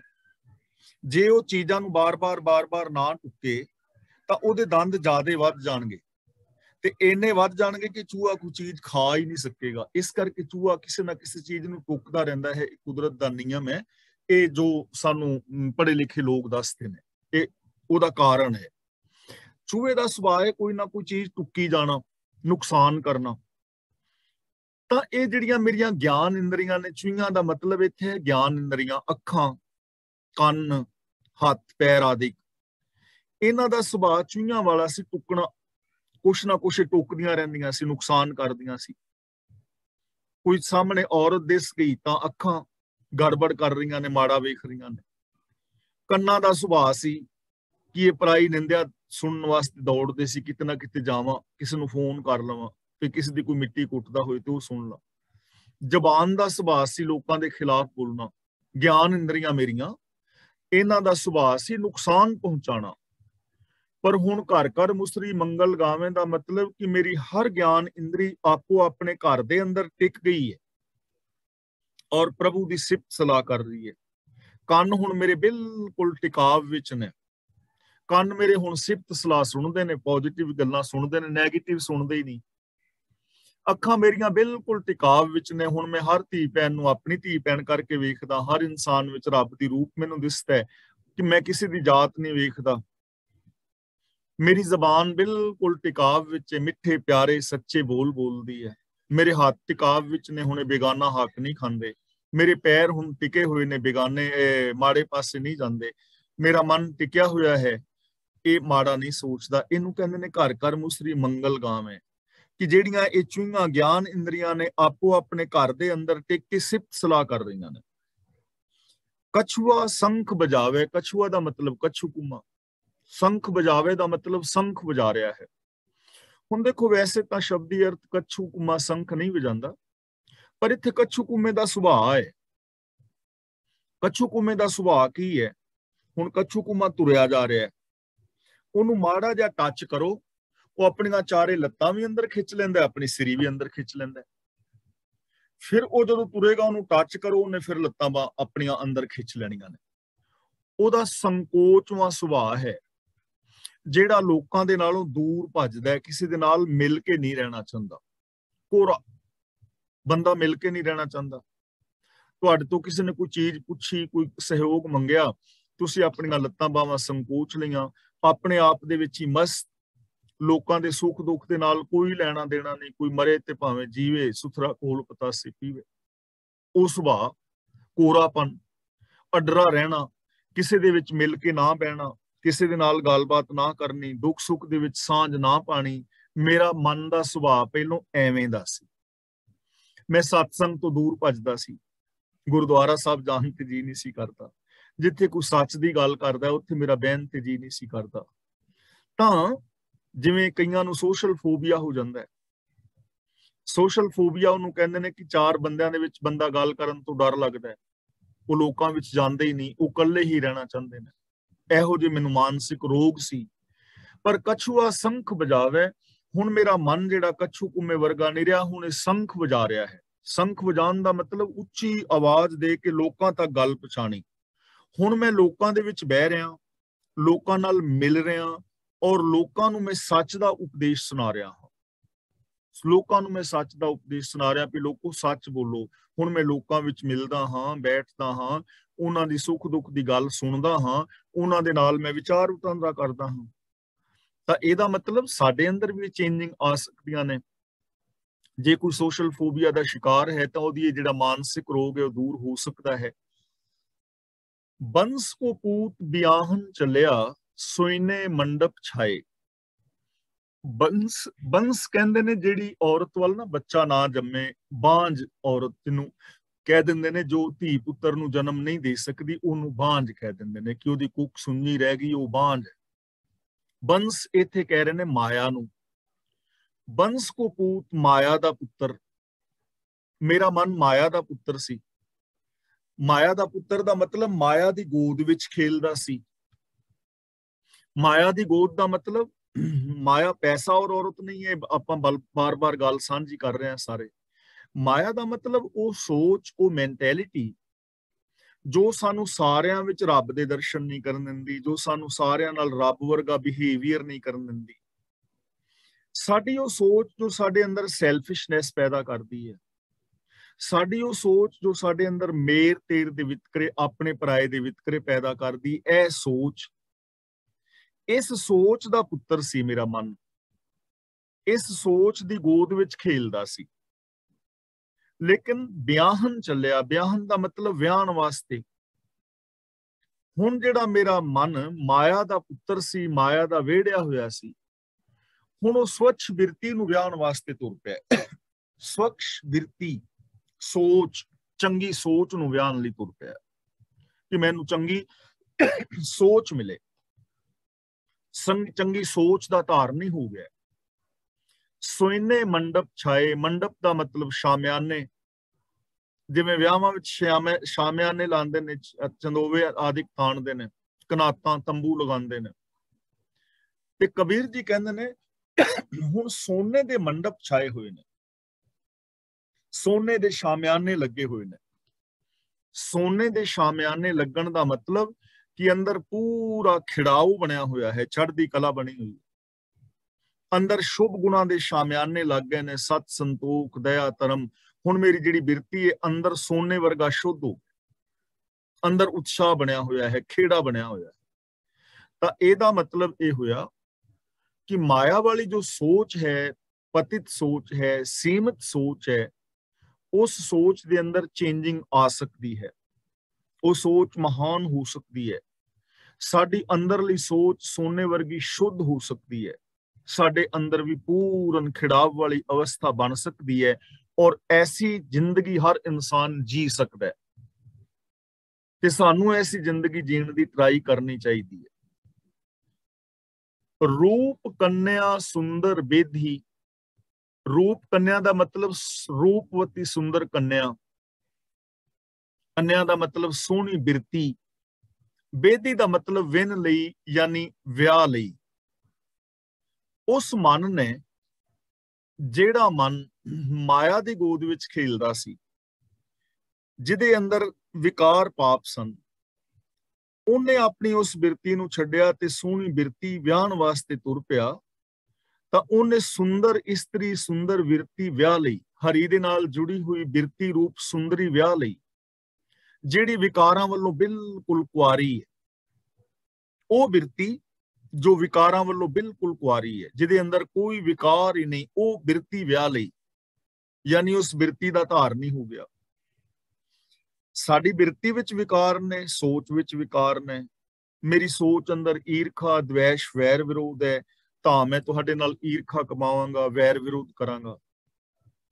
ਤੇ ਜੇ ਮੇਰੀ ਬਿਰਤੀ ਅੰਦਰ ਸਤ ਸੰਤੋਖ ਦਇਆ ਧਰਮ ਪ੍ਰੇਮ ਆਦਿਕ ਆ ਜਾਏ ਤਾਂ ਮੈਂ ਮਾੜਾ ਕੰਮ ਕੋਈ ਕਰਾਂਗਾ ਹੀ ਨਹੀਂ। ਤਾਂ ਇਹਦਾ ਮਤਲਬ ਅਸੀਂ ਆਪਣੀ ਬਿਰਤੀ ਨੂੰ ਕੁਆਰਿਆਂ ਕਰਨਾ ਹੈ, ਮਤਲਬ ਵਿਕਾਰਾਂ ਤੋਂ ਰਹਿਤ ਕਰਨਾ ਹੈ। ਤੇ ਉਹ ਵਿਕਾਰਾਂ ਤੋਂ ਰਹਿਤ ਬਿਰਤੀ ਮੇਰੇ ਮਨ ਨੇ ਹੁਣ ਪ੍ਰਾਪਤ ਕਰ ਲਈ ਹੈ। ਸਸੈ ਸਿੰਘ ਗੁਣ ਗਾਏ, ਇੱਥੇ ਵੀ ਅਰਥਾਂ ਵਿੱਚ ਵਿਦਵਾਨਾਂ ਦਾ ਥੋੜਾ ਜਿਹਾ ਮਤਭੇਦ ਹੈ। ਕਈਆਂ ਨੇ ਇੱਥੇ ਲਿਖਿਆ ਹੈ ਕਿ ਸੈ ਨੇ ਔਰ ਸ਼ੇਰ ਨੇ ਮਿਲ ਕੇ ਗੁਣ ਗਾਏ ਨੇ, ਸੈ ਤੇ ਸ਼ੇਰ ਨੇ ਰਲ ਕੇ ਗੁਣ ਗਾਏ ਨੇ, ਖੱਟ ਹੋਕੀ ਹੈ। ਲੇਕਿਨ ਇੱਥੇ ਸਸੈ ਦਾ ਮਤਲਬ ਹੈ ਸਇਆ। ਸਇਆ ਦਾ ਮਤਲਬ ਸਹਿਮਿਆ ਹੋਇਆ ਮਨ। ਪਹਿਲਾਂ ਮੇਰਾ ਮਨ ਸਹਿਮਿਆ ਹੋਇਆ ਸੀ, ਡਰਿਆ ਹੋਇਆ ਸੀ, ਸੱਚ ਬੋਲਣ ਤੋਂ ਡਰਦਾ ਸੀ, ਨਿਰਭੈਤਾ ਤੋਂ ਡਰਦਾ ਸੀ, ਦਇਆ ਤੋਂ ਡਰਦਾ ਸੀ, ਔਰ ਪਾਪਾਂ ਵਿਕਾਰਾਂ ਦੇ ਨਾਲ ਮਨ ਸਹਿਮਿਆ ਹੋਇਆ ਸੀ। ਮਨ ਦੇ ਅੰਦਰ ਸਹਿਮ ਸੀ, ਮਨ ਦੇ ਅੰਦਰ ਡਰ ਸੀ। ਤੇ ਇੱਥੇ ਸਿੰਘ ਦਾ ਮਤਲਬ ਹੈ ਸ਼ੇਰ, ਰੱਬ, ਨਿਰਭਉ ਪ੍ਰਭੂ। ਤਾਂ ਜਿਹੜਾ ਸਹਿਮਿਆ ਹੋਇਆ ਜਿਹੜਾ ਮਨ ਸੀ ਨਾ, ਉਹ ਹੁਣ ਨਿਰਭਉ ਪ੍ਰਭੂ ਦੇ ਗੁਣ ਗਾ ਰਿਹਾ ਹੈ, ਨਿਰਭਉ ਪ੍ਰਭੂ ਦੇ ਨਾਲ ਜੁੜ ਗਿਆ ਹੈ। ਸਹਿਮਿਆ ਹੋਇਆ ਜਿਹੜਾ ਮਨ ਹੈ ਉਹ ਨਿਰਭਉ ਪ੍ਰਭੂ ਦੇ ਗੁਣ ਗਾ ਰਿਹਾ ਹੈ, ਹੁਣ ਉਹਦੇ ਵਿੱਚ ਸਹਿਮ ਨਹੀਂ ਰਿਹਾ। ਤੇ ਜਦੋਂ ਬੰਦਾ ਗੁਣਾਂ ਨਾਲ ਜੁੜ ਜਾਏ ਉਦੋਂ ਡਰ ਅੰਦਰ ਰਹਿੰਦਾ ਨਹੀਂ। ਡਰਦਾ ਉਹ ਹੈ ਜੋ ਬੰਦਾ ਪਾਪ ਕਮਾਉਂਦਾ ਹੈ। ਸੋ ਡਰੇ ਜੇ ਪਾਪ ਕਮਾਉਂਦਾ, ਧਰਮੀ ਵਿਗਸੇ, ਤਾਂ ਉਹ ਸਹਿਮ ਖਤਮ ਹੋ ਗਿਆ। ਤਾਂ ਇਹਦਾ ਮਤਲਬ ਸਾਡੀ ਜ਼ਿੰਦਗੀ ਚੋਂ ਵੀ ਸਹਿਮ ਖਤਮ ਹੋ ਸਕਦਾ ਹੈ। ਹਰ ਬੰਦੇ ਦੀ ਜ਼ਿੰਦਗੀ ਚੋਂ, ਹਰ ਇਸਤਰੀ ਪੁਰਸ਼, ਬੱਚੀ ਬੱਚਾ, ਜਵਾਨ, ਅਮੀਰ ਗਰੀਬ, ਹਰ ਵਰਗ ਦਾ ਬੰਦਾ ਬਿਲਕੁਲ ਨਿਰਭੈ ਹੋ ਕੇ ਜ਼ਿੰਦਗੀ ਜੀ ਸਕਦਾ ਹੈ ਜੇਕਰ ਉਹ ਸ਼ੁਭ ਗੁਣਾਂ ਦੇ ਨਾਲ ਜੁੜ ਜਾਏ। ਕਹਿਤ ਕਬੀਰ ਸੁਨਹੁ ਰੇ ਸੰਤੋ, ਕੀਟੀ ਪਰਬਤ ਖਾਇਆ। ਕੀਟੀ ਦਾ ਮਤਲਬ ਕੀੜੀ, ਪਰਬਤ ਦਾ ਮਤਲਬ ਪਹਾੜ। ਕਬੀਰ ਜੀ ਕਹਿੰਦੇ ਨੇ ਕਿ ਹੇ ਸਚਿਆਰ ਜਨੋ, ਹੇ ਰੱਬ ਦੇ ਪਿਆਰਿਓ, ਸਰਵਨ ਕਰੋ। ਹੁਣ ਹਾਲਾਤ ਇਹ ਹੈ ਕਿ ਕੀੜੀ ਪਹਾੜ ਨੂੰ ਖਾ ਗਈ ਹੈ। ਹੁਣ ਦੇਖੋ ਕੀੜੀ ਪਹਾੜ ਨੂੰ ਖਾ ਸਕਦੀ ਹੈ। ਇੱਥੇ ਕੀੜੀ ਦਾ ਮਤਲਬ ਹੈ ਨਿਮਰਤਾ, ਤੇ ਪਹਾੜ ਦਾ ਮਤਲਬ ਇੱਥੇ ਹੈ ਹੰਕਾਰੀ ਸੁਭਾਅ, ਮਨ ਦਾ ਹੰਕਾਰ। ਜੋ ਮੇਰੀ ਨਿਮਰਤਾ ਹੈ ਉਹਨੇ ਹੰਕਾਰ ਰੂਪੀ ਪਹਾੜ ਨੂੰ ਖਾ ਲਿਆ। ਮਤਲਬ ਨਿਮਰਤਾ ਨੇ ਹੰਕਾਰ ਨੂੰ ਮੁਕਾ ਦਿੱਤਾ ਹੈ। ਹੁਣ ਮੇਰੇ ਅੰਦਰ ਹੰਕਾਰ ਨਹੀਂ ਰਿਹਾ। ਮੇਰੀ ਨਿਮਰਤਾ ਹੰਕਾਰ ਤੋਂ ਜਿੱਤ ਗਈ ਹੈ, ਹੰਕਾਰ ਨੂੰ ਖਾ ਗਈ ਹੈ, ਹੰਕਾਰ ਖਤਮ ਹੋ ਗਿਆ ਹੈ। ਮੇਰੇ ਅੰਦਰ ਨਿਮਰਤਾ ਆ ਗਈ ਹੈ, ਮੇਰੀ ਜ਼ਿੰਦਗੀ ਚੋਂ ਹੰਕਾਰ ਖਤਮ ਹੋ ਗਿਆ ਹੈ। ਤੇ ਗੁਰਦੇਵ ਨੇ ਪਾਵਨ ਬਾਣੀ ਵਿੱਚ ਬਚਨ ਵੀ ਕੀਤਾ ਹੈ ਕਿ ਪਿਆਰਿਓ, ਜੇ ਰੱਬ ਤੱਕ ਪਹੁੰਚਣਾ ਨਾ ਤਾਂ ਫਿਰ ਹੰਕਾਰ ਤੁਹਾਨੂੰ ਛੱਡਣਾ ਪੈਣਾ ਹੈ। ਕਬੀਰ ਮੁਕਤ ਦੁਆਰਾ ਸੰਕੁਲਾ ਸੰਕੁਰਾ ਰਾਈ ਦੱਸੇ ਭਾਏ, ਮਨ ਤੋਂ ਮੈਗਲ ਹੋਏ ਰਹੋ ਨਿਕਸੋ ਕਿਉਂ ਖੇ ਜਾਏ। ਇਸ ਲਈ ਮਨ ਦੀ ਨਿਮਰਤਾ ਬੜੀ ਜ਼ਰੂਰੀ ਹੈ। ਜਿਸ ਦੇ ਅੰਦਰ ਨਿਮਰਤਾ ਹੋਏਗੀ ਉਹ ਇਨਸਾਨ ਹੀ ਮਹਾਨ ਹੋਏਗਾ। ਤੇ ਪ੍ਰਭੂ ਦੇ ਅੰਦਰ ਮਿਲਣ ਲਈ ਨਿਮਰਤਾ ਜ਼ਰੂਰੀ ਹੈ। ਜਿਹੜੇ ਸਾਡੇ ਆਪਸੀ ਰਿਸ਼ਤੇ ਨਾਤੇ ਨੇ ਇਹਨਾਂ ਨੂੰ ਨਿਭਾਉਣ ਵਾਸਤੇ ਨਿਮਰਤਾ ਜ਼ਰੂਰੀ ਹੈ। ਜੀਵਨ ਦੇ ਵਿੱਚ ਵਿਕਾਸ ਕਰਨ ਲਈ ਨਿਮਰਤਾ ਜ਼ਰੂਰੀ ਹੈ। ਕਿਸੇ ਚੀਜ਼ ਨੂੰ ਸਿੱਖਣ ਵਾਸਤੇ, ਨਵੀਂ ਚੀਜ਼ ਸਿੱਖਣ ਲਈ ਨਿਮਰਤਾ ਜ਼ਰੂਰੀ ਹੈ। ਜੇ ਮੈਂ ਤੁਹਾਡੇ ਤੋਂ ਕੋਈ ਚੀਜ਼ ਸਿੱਖਣੀ ਚਾਹਾਂ ਤਾਂ ਆਪਣੇ ਹੰਕਾਰ ਨੂੰ ਛੱਡ ਕੇ ਸਿੱਖ ਸਕਣਾ ਨਾ। ਇੱਕ ਬੱਚੇ ਤੋਂ ਜੇ ਮੈਂ ਮੰਨ ਲਓ ਮੋਬਾਈਲ ਦਾ ਕੋਈ ਫੰਕਸ਼ਨ ਪੁੱਛਣਾ ਹੈ, ਮੈਨੂੰ ਨਹੀਂ ਪਤਾ, ਤੇ ਜੇ ਮੈਂ ਆਪਣਾ ਹੰਕਾਰ ਵਿੱਚ ਰਹਾਂ ਕਿ ਮੈਂ ਤੇ 60 ਸਾਲ ਦਾ ਬੰਦਾ ਤੇ 10 ਸਾਲ ਦੇ ਬੱਚੇ ਤੋਂ ਮੈਂ ਪੁੱਛਾਂ, ਮੈਨੂੰ ਤਾਂ ਬੇਇੱਜ਼ਤੀ ਹੋਏਗੀ, ਤਾਂ ਮੈਂ ਕਦੀ ਵੀ ਨਹੀਂ ਸਿੱਖ ਪਾਵਾਂਗਾ।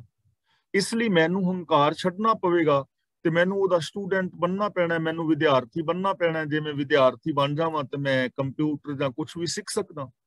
ਇਸ ਲਈ ਕੁਝ ਵੀ ਸਿੱਖਣ ਵਾਸਤੇ ਸਾਨੂੰ ਆਪਣੀ ਈਗੋ, ਆਪਣਾ ਹੰਕਾਰ ਛੱਡਣਾ ਪੈਣਾ ਹੈ। ਤਾਂ ਕਬੀਰ ਜੀ ਕਹਿੰਦੇ ਨੇ ਜੋ ਮੇਰੀ ਨਿਮਰਤਾ ਸੀ ਉਸਨੇ ਹੰਕਾਰ ਨੂੰ ਖਾ ਲਿਆ। ਇਸ ਲਈ ਇਹ ਚੇਂਜਿੰਗ ਆਈਆਂ ਨੇ। ਤਾਂ ਜੋ ਸਾਡੇ ਅੰਦਰ ਈਗੋ ਹੈ, ਹੰਕਾਰ ਹੈ, ਉਹਨੂੰ ਅਸੀਂ ਨਿਮਰਤਾ ਵਿੱਚ ਬਦਲ ਸਕਦੇ ਹਾਂ। ਇਹ ਚੇਂਜਿੰਗ ਸਾਡੇ ਅੰਦਰ ਆ ਸਕਦੀ ਹੈ। ਤੇ ਜੋ ਸਾਡੀ ਈਗੋ ਕਰਕੇ ਸਾਡੀਆਂ ਮਿੱਤਰਤਾ ਜਾਂ ਸਾਡੇ ਰਿਸ਼ਤੇ ਨਾਤੇ ਜਾਂ ਸਾਡੇ ਹੋਰ ਸੰਬੰਧ ਇੱਕ ਦੂਜੇ ਨਾਲ ਟੁੱਟੇ ਹੋਏ ਨੇ, ਇੱਕ ਦੂਜੇ ਨਾਲ ਦੂਰੀਆਂ ਵਧੀਆਂ ਹੋਈਆਂ ਨੇ, ਉਹਨਾਂ ਦੂਰੀਆਂ ਨੂੰ ਨੇੜਤਾ ਵਿੱਚ ਲਿਆਂਦਾ ਜਾ ਸਕਦਾ ਹੈ ਨਿਮਰਤਾ ਨਾਲ। ਰੱਬ ਨਾਲੋਂ ਦੂਰੀ ਹੈ, ਨਿਮਰਤਾ ਦੇ ਧਾਰਨੀ ਹੋ ਕੇ ਅਸੀਂ ਉਸ ਦੂਰੀ ਨੂੰ ਦੂਰ ਕਰ ਸਕਦੇ ਹਾਂ। ਗੁਰੂ ਨਾਲੋਂ ਦੂਰੀ ਹੈ ਤਾਂ ਅਸੀਂ ਆਪਣੀ ਈਗੋ ਨੂੰ ਛੱਡ ਕੇ ਗੁਰੂ ਦੀ ਮੱਤ ਦੇ ਧਾਰਨੀ ਹੋ ਜਾਈਏ ਤਾਂ ਸਾਡੀ ਨੇੜਤਾ ਬਣ ਜਾਂਦੀ ਹੈ। ਕਹਿਤ ਕਬੀਰ ਸੁਨੋ ਰੇ ਸੰਤੋ, ਕੀਟੀ ਪਰਬਤ ਖਾਇਆ, ਕਛੁਆ ਕਹੈ ਅੰਗਾਰ ਪੇਲੋਰੋਂ, ਲੂਕੀ ਸ਼ਬਦ ਸੁਨਾਇਆ। ਕਛੂਆ ਦਾ ਮਤਲਬ ਕਛੂ ਕੁੰਮਾ, ਤੇ ਇੱਥੇ ਕਛੂ ਕੁੰਮੇ ਦਾ ਮਤਲਬ ਹੈ ਕੋਰਾਪਨ। ਅੰਗਾਰ ਦਾ ਮਤਲਬ ਸੇਕ, ਇੱਥੇ ਅੰਗਾਰ ਦਾ ਮਤਲਬ ਅੰਗਿਆਰੀ, ਭਖਦਾ ਹੋਇਆ ਕੋਲਾ ਯਾਨੀ ਸੇਕ। ਤਾਂ ਹੁਣ ਕਬੀਰ ਜੀ ਕਹਿ ਰਹੇ ਨੇ ਕਿ ਕਛੂ ਕੁੰਮਾ ਹੁਣ ਨਿੱਘ ਚਾਹੁੰਦਾ ਹੈ। ਕਛੂ ਕੁੰਮੇ ਦਾ ਮਤਲਬ ਜਿਹੜਾ ਮੇਰਾ ਮਨ ਦਾ ਕੋਰਾਪਨ ਦਾ ਸੁਭਾਅ ਸੀ ਨਾ, ਵੱਖਰੇ ਰਹਿਣਾ, ਕਿਸੇ ਦੇ ਨਾਲ ਮਿਲ ਕੇ ਬਹਿਣਾ ਹੀ ਨਾ, ਕਿਸੇ ਦੇ ਦੁੱਖ ਵਿੱਚ ਸੁੱਖ ਵਿੱਚ ਸਾਂਝੀ ਹੀ ਨਾ ਹੋਣਾ। ਕਿਸੇ ਰਿਸ਼ਤੇਦਾਰ ਨੇ ਵਿਆਹ ਸ਼ਾਦੀ ਤੇ ਬੁਲਾਇਆ ਤੇ ਮੈਂ ਕਦੇ ਗਿਆ ਹੀ ਨਹੀਂ, ਕਿਸੇ ਨੇ ਮੈਨੂੰ ਫਲਾਣੇ ਥਾਂ ਤੇ ਇਨਵਾਈਟ ਕੀਤਾ, ਮੈਂ ਕਦੇ ਗਿਆ ਹੀ ਨਹੀਂ, ਸੁੱਖ ਦੁੱਖ ਦੇ ਵਿੱਚ ਸ਼ਾਮਲ ਹੀ ਨਹੀਂ ਹੋਇਆ। ਕੋਰਾਪਨ, ਕਿਸੇ ਦੀ ਤਕਲੀਫ ਵਿੱਚ ਸ਼ਾਮਲ ਨਹੀਂ ਹੋਇਆ, ਇਹਨੂੰ ਕਹਿੰਦੇ ਨੇ ਕਛੂਆ, ਕਛੂ ਕੁੰਮੇ ਦਾ ਸੁਭਾਅ। ਅੰਗਾਰ ਦਾ ਮਤਲਬ ਹੈ ਨਿੱਘ, ਜਿਹੜਾ ਮੇਰਾ ਮਨ ਕਛੂ ਕੁੰਮੇ ਵਰਗਾ ਕੋਰਾ ਸੀ ਨਾ, ਹੁਣ ਅੰਗਾਰ ਪੇ ਲੋਰੋਂ ਉਹ ਅੰਗਿਆਰ ਚਾਹੁੰਦਾ ਹੈ, ਨਿੱਘ ਚਾਹੁੰਦਾ ਹੈ, ਲੋਕਾਂ ਵਿੱਚ ਮਿਲਣਾ ਚਾਹੁੰਦਾ ਹੈ। ਹੁਣ ਲੋਕਾਂ ਦੇ ਮਿਲਾਪ ਦਾ ਨਿੱਘ ਮਾਣ ਰਿਹਾ ਹੈ, ਰਿਸ਼ਤੇਦਾਰਾਂ ਨਾਲ ਮਿਲਦਾ ਹੈ, ਭੈਣਾਂ ਨਾਲ ਮਿਲਦਾ ਹੈ, ਭਰਾਵਾਂ ਨਾਲ ਮਿਲਦਾ ਹੈ, ਸਤਸੰਗ ਵਿੱਚ ਜਾਂਦਾ ਹੈ, ਸਮਾਜ ਵਿੱਚ ਜਾਂਦਾ ਹੈ, ਦੁਖੀਆਂ ਦੇ ਕੋਲ ਜਾਂਦਾ ਹੈ, ਲੋਕਾਂ ਦੇ ਦੁੱਖ ਸੁਣਦਾ ਹੈ, ਉਹਨਾਂ ਦੇ ਦੁੱਖਾਂ ਨੂੰ ਦੂਰ ਕਰਨ ਦਾ ਯਤਨ ਕਰ ਰਿਹਾ, ਨਿੱਘ ਮਾਣ ਰਿਹਾ। ਸੁਭਾਅ ਦੇ ਅੰਦਰ ਇਹ ਚੇਂਜਿੰਗ ਆ ਗਈ ਹੈ। ਲੂਕੀ ਸ਼ਬਦ ਸੁਨਾਇਆ, ਲੂਕੀ ਦਾ ਮਤਲਬ ਹੁੰਦਾ ਹੈ ਗੁੱਤੀ। ਗੁੱਤੀ ਨੂੰ ਤੁਹਾਡੇ ਵਿੱਚੋਂ ਬਹੁਤੇ ਸਮਝਦੇ ਹੋਣਗੇ। ਇੰਡੀਆ ਦੇ ਅੰਦਰ ਇੱਕ ਤਾਂ ਮੱਛਰ ਹੁੰਦਾ ਹੈ, ਮੱਛਰ ਨੂੰ ਤੇ ਸਾਰੇ ਸਮਝਦੇ ਨੇ, ਤੇ ਗੁੱਤੀ ਜਿਹੜੀ ਹੁੰਦੀ ਹੈ ਨਾ, ਸੌਣ ਭਾਦਰੋਂ ਦੇ ਦਿਨਾਂ ਦੇ ਵਿੱਚ ਮੱਛਰ ਵਰਗੀ ਹੀ ਹੁੰਦੀ ਹੈ, ਪਰ ਉਹ ਬਰੀਕ ਬਰੀਕ ਹੁੰਦੀ ਹੈ, ਬਹੁਤ ਬਰੀਕ। ਤੇ ਕਈ ਵਾਰ ਤੁਸੀਂ ਵੇਖਿਆ ਹੋਵੇਗਾ ਸਿਰ ਦੇ ਉੱਤੇ ਕਿੰਨੇ ਸਾਰੇ ਹਜ਼ਾਰਾਂ ਦੀ ਗਿਣਤੀ ਚ ਉੱਡਦੀ ਹੈ, ਗੁੱਤੀ ਉਹਨੂੰ ਕਹਿੰਦੇ ਨੇ। ਤੇ ਉਹ ਡੰਗ ਮਾਰਦੀ ਹੈ, ਗੁੱਤੀ ਹਨੇਰੇ ਵਿੱਚ ਰਹਿੰਦੀ ਹੈ ਔਰ ਗੁੱਤੀ ਡੰਗ ਮਾਰਦੀ ਹੈ। ਇੱਥੇ ਗੁੱਤੀ ਦਾ ਮਤਲਬ ਹੈ ਅਗਿਆਨਤਾ। ਤਾਂ ਕਬੀਰ ਜੀ ਕਹਿ ਰਹੇ ਨੇ ਜਿਹੜੀ ਅਗਿਆਨਤਾ, ਗੁੱਤੀ ਹਨੇਰੇ ਵਿੱਚ ਰਹਿੰਦੀ ਡੰਗ ਮਾਰਦੀ ਹੈ, ਇਸੇ ਤਰ੍ਹਾਂ ਮਨ ਦੀ ਜਿਹੜੀ ਅਗਿਆਨਤਾ ਸੀ ਨਾ, ਉਹ ਡੰਗ ਮਾਰਦੀ ਹੈ, ਹਨੇਰੇ ਵਿੱਚ ਰੱਖਦੀ ਹੈ। ਬੰਦੇ ਅਗਿਆਨਤਾ ਕਰਕੇ ਨੇ ਹਨੇਰੇ ਵਿੱਚ ਆ, ਜਿੰਨੇ ਵੀ ਲੋਕ ਕਰਮ ਕਾਂਡ ਕਰ ਰਹੇ ਨੇ, ਜਿਨ੍ਹਾਂ ਦਾ ਕੋਈ ਆਤਮਿਕ ਲਾਭ ਨਹੀਂ, ਜਿਹੜੇ ਮੈਂ ਰੋਜ਼ ਗਿਣ ਰਿਹਾ ਹਾਂ, ਚਾਹੇ ਉਹ ਵਰਤ ਨੇ, ਨਰਾਤੇ ਨੇ, ਸਰਾਧ ਨੇ, ਤੀਰਥ ਯਾਤਰਾਵਾਂ ਨੇ, ਜਾਂ ਜਪ ਤਪ ਸੰਜਮ ਹੈ, ਜਾਂ ਮਤਲਬ ਹੋਰ ਕਿੰਨੇ ਸਾਰੇ ਕਰਮ ਕਾਂਡ ਨੇ, ਜਿਨ੍ਹਾਂ ਦਾ ਕੋਈ ਆਤਮਿਕ ਲਾਭ ਹੀ ਨਹੀਂ ਹੈ, ਅਗਿਆਨਤਾ ਦੇ ਕਾਰਨ ਇਹ ਕਰਮ ਕਰ ਰਹੇ ਨੇ। ਜਿੰਨੀਆਂ ਵੀ ਚੋਰੀਆਂ ਨੇ, ਠੱਗੀਆਂ ਨੇ, ਬੇਈਮਾਨੀਆਂ ਨੇ, ਪਾਪ ਨੇ, ਅਪਰਾਧ ਨੇ, ਇਹ ਸਾਰੇ ਬੰਦੇ ਅਗਿਆਨਤਾ ਕਰਕੇ ਕਰ ਰਹੇ ਨੇ। ਅਗਿਆਨਤਾ ਹਮੇਸ਼ਾ ਹਨੇਰੇ ਵਿੱਚ ਵੀ ਰੱਖਦੀ ਹੈ, ਦੁਖੀ ਵੀ ਕਰਦੀ ਹੈ। ਤੇ ਕਬੀਰ ਜੀ ਕਹਿੰਦੇ ਨੇ ਪਹਿਲਾਂ ਮੇਰੇ ਮਨ ਦੇ ਅੰਦਰ ਅਗਿਆਨਤਾ ਸੀ, ਮੈਨੂੰ ਉਹ ਅਗਿਆਨਤਾ ਡੰਗ ਮਾਰ ਰਹੀ ਸੀ, ਮੇਰੀ ਅਗਿਆਨਤਾ ਦੇ ਕਾਰਨ ਮਨ ਮੈਨੂੰ ਦੁਖੀ ਕਰ ਰਿਹਾ ਸੀ। ਲੇਕਿਨ ਸ਼ਬਦ ਸੁਨਾਇਆ ਦਾ ਮਤਲਬ ਹੁਣ ਮੇਰੀ ਉਹ ਅਗਿਆਨਤਾ ਨਹੀਂ ਰਹੀ, ਹੁਣ ਮੇਰੇ ਮਨ ਦੇ ਅੰਦਰ ਗਿਆਨ ਦਾ ਚਾਨਣਾ ਹੋ ਗਿਆ, ਤੇ ਹੁਣ ਜੋ ਮੇਰਾ ਮਨ ਹੈ ਉਹ ਦੂਜਿਆਂ ਨੂੰ ਵੀ ਸ਼ਬਦ ਸੁਣਾ ਰਿਹਾ ਹੈ। ਸ਼ਬਦ ਦਾ ਮਤਲਬ ਉਪਦੇਸ਼, ਇੱਥੇ ਸ਼ਬਦ ਦਾ ਮਤਲਬ ਗੁਰੂ ਦਾ ਉਪਦੇਸ਼, ਪ੍ਰਭੂ ਦੀ ਸਿਫਤ ਸਲਾਹ, ਰੱਬੀ ਗੁਣ। ਹੁਣ ਮੇਰਾ ਮਨ ਜਿਹੜਾ ਹੈ ਰੱਬੀ ਗੁਣ ਗਾ ਰਿਹਾ ਹੈ, ਹੁਣ ਅੰਦਰ ਗਿਆਨ ਦਾ ਦੀਵਾ ਜਗ ਗਿਆ ਹੈ, ਤੇ ਮੇਰਾ ਮਨ ਮੈਨੂੰ ਵੀ ਸ਼ਬਦ ਸੁਣਾ ਰਿਹਾ ਹੈ, ਸਿਫਤ ਸਲਾਹ ਦੇ ਨਾਲ ਜੋੜ ਰਿਹਾ ਹੈ, ਤੇ ਹੋਰ ਲੋਕਾਂ ਨੂੰ ਵੀ ਉਹ ਸਿਫਤ ਸਲਾਹ ਦੇ ਨਾਲ ਜੋੜ ਰਿਹਾ ਹੈ। ਤਾਂ ਇਸ ਸ਼ਬਦ ਦੇ ਅੰਦਰ ਬਹੁਤ ਵੱਡੀਆਂ ਜੋ ਚੇਂਜਿੰਗ ਸਾਡੇ ਜੀਵਨ ਦੇ ਅੰਦਰ ਆ ਸਕਦੀਆਂ ਨੇ, ਉਹ ਭਗਤ ਕਬੀਰ ਜੀ ਨੇ ਦੱਸੀਆਂ ਨੇ। ਹਰ ਇਨਸਾਨ ਦੇ ਅੰਦਰ ਇਹ ਪੋਸਿਬਿਲਿਟੀ, ਇਹ ਸੰਭਾਵਨਾ ਹੈ ਕਿ ਨੀਵੇਂ ਜੀਵਨ ਤੋਂ ਉਹ ਆਪਣੇ ਜੀਵਨ ਨੂੰ ਮਹਾਨ ਉੱਚਾ ਬਣਾ ਸਕਦਾ ਹੈ। ਹਰ ਇਨਸਾਨ ਨੈਗੇਟਿਵ ਤੋਂ ਪੋਜ਼ਿਟਿਵ ਹੋ ਸਕਦਾ ਹੈ, ਢਹਿੰਦੀ ਕਲਾ ਤੋਂ ਚੜ੍ਹਦੀ ਕਲਾ ਵਿੱਚ ਜਾ ਸਕਦਾ ਹੈ, ਹੈਵਾਨੀਅਤ ਤੋਂ ਆਪਣੇ ਜੀਵਨ ਨੂੰ ਇਨਸਾਨੀਅਤ ਵਿੱਚ ਲਿਜਾ ਸਕਦਾ ਹੈ, ਆਪਣੇ ਦੁੱਖਾਂ ਨੂੰ ਸੁੱਖਾਂ ਵਿੱਚ, ਆਪਣੀਆਂ ਚਿੰਤਾਵਾਂ ਨੂੰ ਖੁਸ਼ੀਆਂ ਦੇ ਅੰਦਰ ਤਬਦੀਲ ਕਰ ਸਕਦਾ ਹੈ। ਤੇ ਜਦੋਂ ਤੱਕ ਅਸੀਂ ਇਹ ਤਬਦੀਲੀਆਂ ਨਹੀਂ ਕਰਦੇ, ਉਦੋਂ ਤੱਕ ਸਾਨੂੰ ਬਾਕੀ ਕਰਮ ਕਰਨ ਦਾ ਕੋਈ ਲਾਭ ਨਹੀਂ ਹੈ, ਫਿਰ ਉਹ ਜਾਨਵਰਾਂ ਵਾਲੇ ਕੰਮ ਬੰਦਾ ਕਰਦਾ ਰਹੇਗਾ। ਇਸ ਲਈ ਇਹਨਾਂ ਪਸ਼ੂ ਬਿਰਤੀਆਂ ਨੂੰ ਆਪਣੀ ਜ਼ਿੰਦਗੀ ਦੇ ਵਿੱਚੋਂ ਬਦਲਣਾ ਹੈ, ਔਰ ਹਰ ਇਨਸਾਨ ਬਦਲ ਸਕਦਾ ਹੈ, ਤਾਂ ਹੀ ਸਾਡੇ ਜੀਵਨ ਦਾ ਲਾਭ ਹੈ, ਤਾਂ ਹੀ ਸਾਡਾ ਜੀਵਨ ਮਹਾਨ ਹੈ। ਅਗਲਾ ਸ਼ਬਦ ਆਸਾ, ਬਟੂਆ ਏਕ 72 ਆਧਾਰੀ, ਏਕੋ ਜਿਸਹਿ ਦੁਆਰਾ। ਇੱਥੇ ਕਿਸੇ ਜੋਗੀ ਦੇ ਨਾਲ ਚਰਚਾ ਹੁੰਦੀ ਜਾਪਦੀ ਹੈ ਪਈ, ਕਿਉਂਕਿ ਲੋਕ ਜਿਹੜੇ ਨੇ ਰੱਬ ਦੀ ਪ੍ਰਾਪਤੀ ਲਈ, ਜੀਵਨ ਨੂੰ ਸਫਲ ਕਰਨ ਲਈ ਜਾਂ ਖੁਸ਼ੀਆਂ ਮਾਣਨ ਵਾਸਤੇ ਬਹੁਤ ਸਾਰੇ ਕਰਮ ਕਾਂਡ ਕਰਦੇ ਨੇ, ਭੇਖ ਧਾਰਨ ਕਰਦੇ ਨੇ, ਔਰ ਉਹਨਾਂ ਦਾ ਕਹਿੰਦੇ ਉਹ ਇਹ ਨੇ ਕਿ ਐਵੇਂ ਰੱਬ ਮਿਲ ਸਕਦਾ ਹੈ ਜਾਂ ਸਾਡੇ ਜੀਵਨ ਵਿੱਚ ਖੁਸ਼ੀ ਆ ਸਕਦੀ ਹੈ। ਜਿਵੇਂ ਜੋਗੀ ਲੋਕ ਨੇ ਤਾਂ ਆਪਣੇ ਕੋਲ ਇੱਕ ਬਟੂਆ ਰੱਖਦੇ ਨੇ ਜਿਹਦੇ ਵਿੱਚ ਉਹ ਸੁਆਹ ਪਾਉਂਦੇ ਨੇ, ਉਹ ਫਿਰ ਭੀਖ ਮੰਗਣ ਵਾਸਤੇ ਜਾਂਦੇ ਨੇ ਔਰ ਆਪਣੇ ਸਵਾਸ ਜਿਹੜੇ ਨੇ ਉਹ ਦਸਮ ਦੁਆਰ ਵਿੱਚ ਚੜਾਉਣ ਦਾ ਯਤਨ ਕਰਦੇ ਨੇ। ਉਹ ਇੱਕ ਗੋਦੜੀ ਪਾਉਂਦੇ ਨੇ, ਕਫਨੀ ਯਾਨੀ ਪਹਿਨਾਵਾ, ਉਹਨੂੰ ਸੀਣ ਵਾਸਤੇ, ਟਾਂਕੇ ਲਾਉਣ ਵਾਸਤੇ ਸੂਈ ਵਗੈਰਾ ਰੱਖਦੇ ਨੇ। ਔਰ ਜੋਗੀ ਲੋਕ ਮਿਰਗ ਦੀ ਖੱਲ ਦੇ ਉੱਤੇ ਬਹਿ ਕੇ ਸਮਾਧੀ ਲਾਉਂਦੇ ਨੇ। ਕਈ ਬਾਬੇ ਵੀ ਵੇਖੇ ਹੋਣਗੇ ਸ਼ੇਰ ਦੀ ਖੱਲ ਤੇ ਜਾਂ ਹਿਰਨ ਦੀ ਖੱਲ ਦੇ ਉੱਤੇ ਬੈਠੇ ਹੋਏ। ਤਾਂ ਐਸੇ ਜਿਹੜੇ ਕਰਮ ਨੇ ਉਹ ਕਰਦੇ ਨੇ, ਗੋਦੜੀ ਪਾਉਂਦੇ ਨੇ, ਧੂਣੀਆਂ ਲਾਉਂਦੇ ਨੇ। ਇਹ ਸਾਰੇ ਕਰਮ ਲੋਕ ਕਰਦੇ ਨੇ। ਔਰ ਉਹ ਕਰਦੇ ਕਿਉਂ ਨੇ? ਕਰਦੇ ਇਸ ਕਰਕੇ ਨੇ ਕਿ ਜੀਵਨ ਸਫਲ ਹੋਵੇ, ਜੀਵਨ ਵਿੱਚ ਖੁਸ਼ੀ ਆਵੇ, ਰੱਬ ਦੇ ਨਾਲ ਜੁੜੀਏ, ਇਸ ਕਰਕੇ ਕਰ ਰਹੇ ਨੇ। ਤੇ ਕਬੀਰ ਜੀ ਇਹਨਾਂ ਸਾਰੇ ਕਰਮਾਂ ਦਾ ਖੰਡਨ ਕਰਦੇ ਨੇ ਕਿ ਭਲੇ ਪੁਰਸ਼ੋ, ਵਿਖਾਵੇ ਦੇ ਕਰਮ ਕਰਨ ਦੇ ਨਾਲ ਜੀਵਨ ਦੇ ਅੰਦਰ ਚੇਂਜਿੰਗ ਨਹੀਂ ਹੁੰਦੀ। ਜੇਕਰ ਜ਼ਿੰਦਗੀ ਵਿੱਚ ਗੁਣ ਨਹੀਂ, ਜੇ ਜੀਵਨ ਸੱਚੇ ਰਾਹਾਂ ਤੇ ਨਹੀਂ, ਮਨ ਬਚਨ ਕਰਮ ਕਰਕੇ ਸੱਚ ਦੇ ਧਾਰਨੀ ਨਹੀਂ, ਜੇ ਜੀਵਨ ਅੰਦਰ ਇਨਸਾਨੀਅਤ ਨਹੀਂ, ਤਾਂ ਫਿਰ ਇਹੋ ਜਿਹੇ ਜਿੰਨੇ ਮਰਜ਼ੀ ਕਰਮ ਕਰੀ ਜਾਓ, ਉਹਨਾਂ ਕਰਮਾਂ ਦੇ ਨਾਲ ਕੁਝ ਹੋਣ ਵਾਲਾ ਨਹੀਂ। ਤਾਂ ਇੱਥੇ ਵੀ ਉਪਦੇਸ਼ ਦੇ ਰਹੇ ਨੇ, ਬਟਵਾ ਏਕ। ਬਟਵਾ ਏਕ ਉਹ ਥੈਲਾ ਜਿਹਦੇ ਵਿੱਚ ਜੋਗੀ ਵਿਭੂਤ ਪਾਉਂਦੇ ਨੇ। ਏਕ ਦਾ ਮਤਲਬ ਇੱਕ ਨੂੰ। ਹੁਣ ਕਬੀਰ ਜੀ ਕਹਿੰਦੇ ਨੇ, ਕਬੀਰ ਜੀ ਨੂੰ ਕਿਸੇ ਜੋਗੀ ਨੇ ਕਿਹਾ ਵੀ ਤੂੰ ਜੋਗੀ ਬਣ ਜਾ, ਬਟਵਾ ਪਾ, ਇਹ ਉਹ। ਕਬੀਰ ਜੀ ਕਹਿੰਦੇ ਨੇ ਬਟਵਾ ਏਕ, ਵੀ ਮੇਰਾ ਬਟਵਾ ਤੇ ਇੱਕ ਹੀ ਹੈ, ਰੱਬ, ਜਿਹਦੇ ਹੁਕਮ ਦੇ ਅੰਦਰ ਸਾਰਾ ਸੰਸਾਰ ਚੱਲ ਰਿਹਾ ਹੈ। ਇੱਕ ਪ੍ਰਭੂ ਦਾ ਨਾਮ, ਇੱਕ ਪ੍ਰਭੂ ਦਾ ਹੁਕਮ ਹੀ ਮੇਰੇ ਵਾਸਤੇ ਬਟਵਾ ਹੈ। ਮੈਨੂੰ ਆ ਕਿਰਤਕਾਰ ਛੱਡ ਕੇ ਸਵਾਹ ਪਾਉਣ ਵਾਸਤੇ ਬਟਵੇ ਦੀ ਲੋੜ ਨਹੀਂ, ਕਿਉਂਕਿ ਮੈਂ ਸਵਾਹ ਮਲਣੀ ਨਹੀਂ, ਸਵਾਹ ਪਾਣੀ ਨਹੀਂ, ਇਸ ਲਈ ਮੈਨੂੰ ਉਸ ਬਟਵੇ ਦੀ ਲੋੜ ਨਹੀਂ ਹੈ।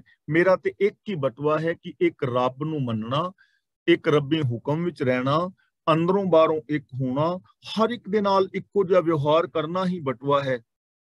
ਤੇ ਜੇ ਬੰਦਾ ਅੰਦਰੋਂ ਬਾਹਰੋਂ ਇੱਕ ਨਹੀਂ, ਇੱਕ ਦੇ ਨਾਲ ਜੁੜਿਆ ਨਹੀਂ, ਇੱਕੋ ਜਿਹਾ ਬਿਹੇਵੀਅਰ ਨਹੀਂ, ਤਾਂ ਇੱਕ ਬਟਵਾ ਨਹੀਂ 37 ਬਟਵੇ ਪਾ ਕੇ ਫਿਰੀ ਜਾਏ, ਇਨਸਾਨੀਅਤ ਪੈਦਾ ਨਹੀਂ ਹੋਏਗਾ। ਬਟਵਾ ਏਕ 72 ਆਧਾਰੀ।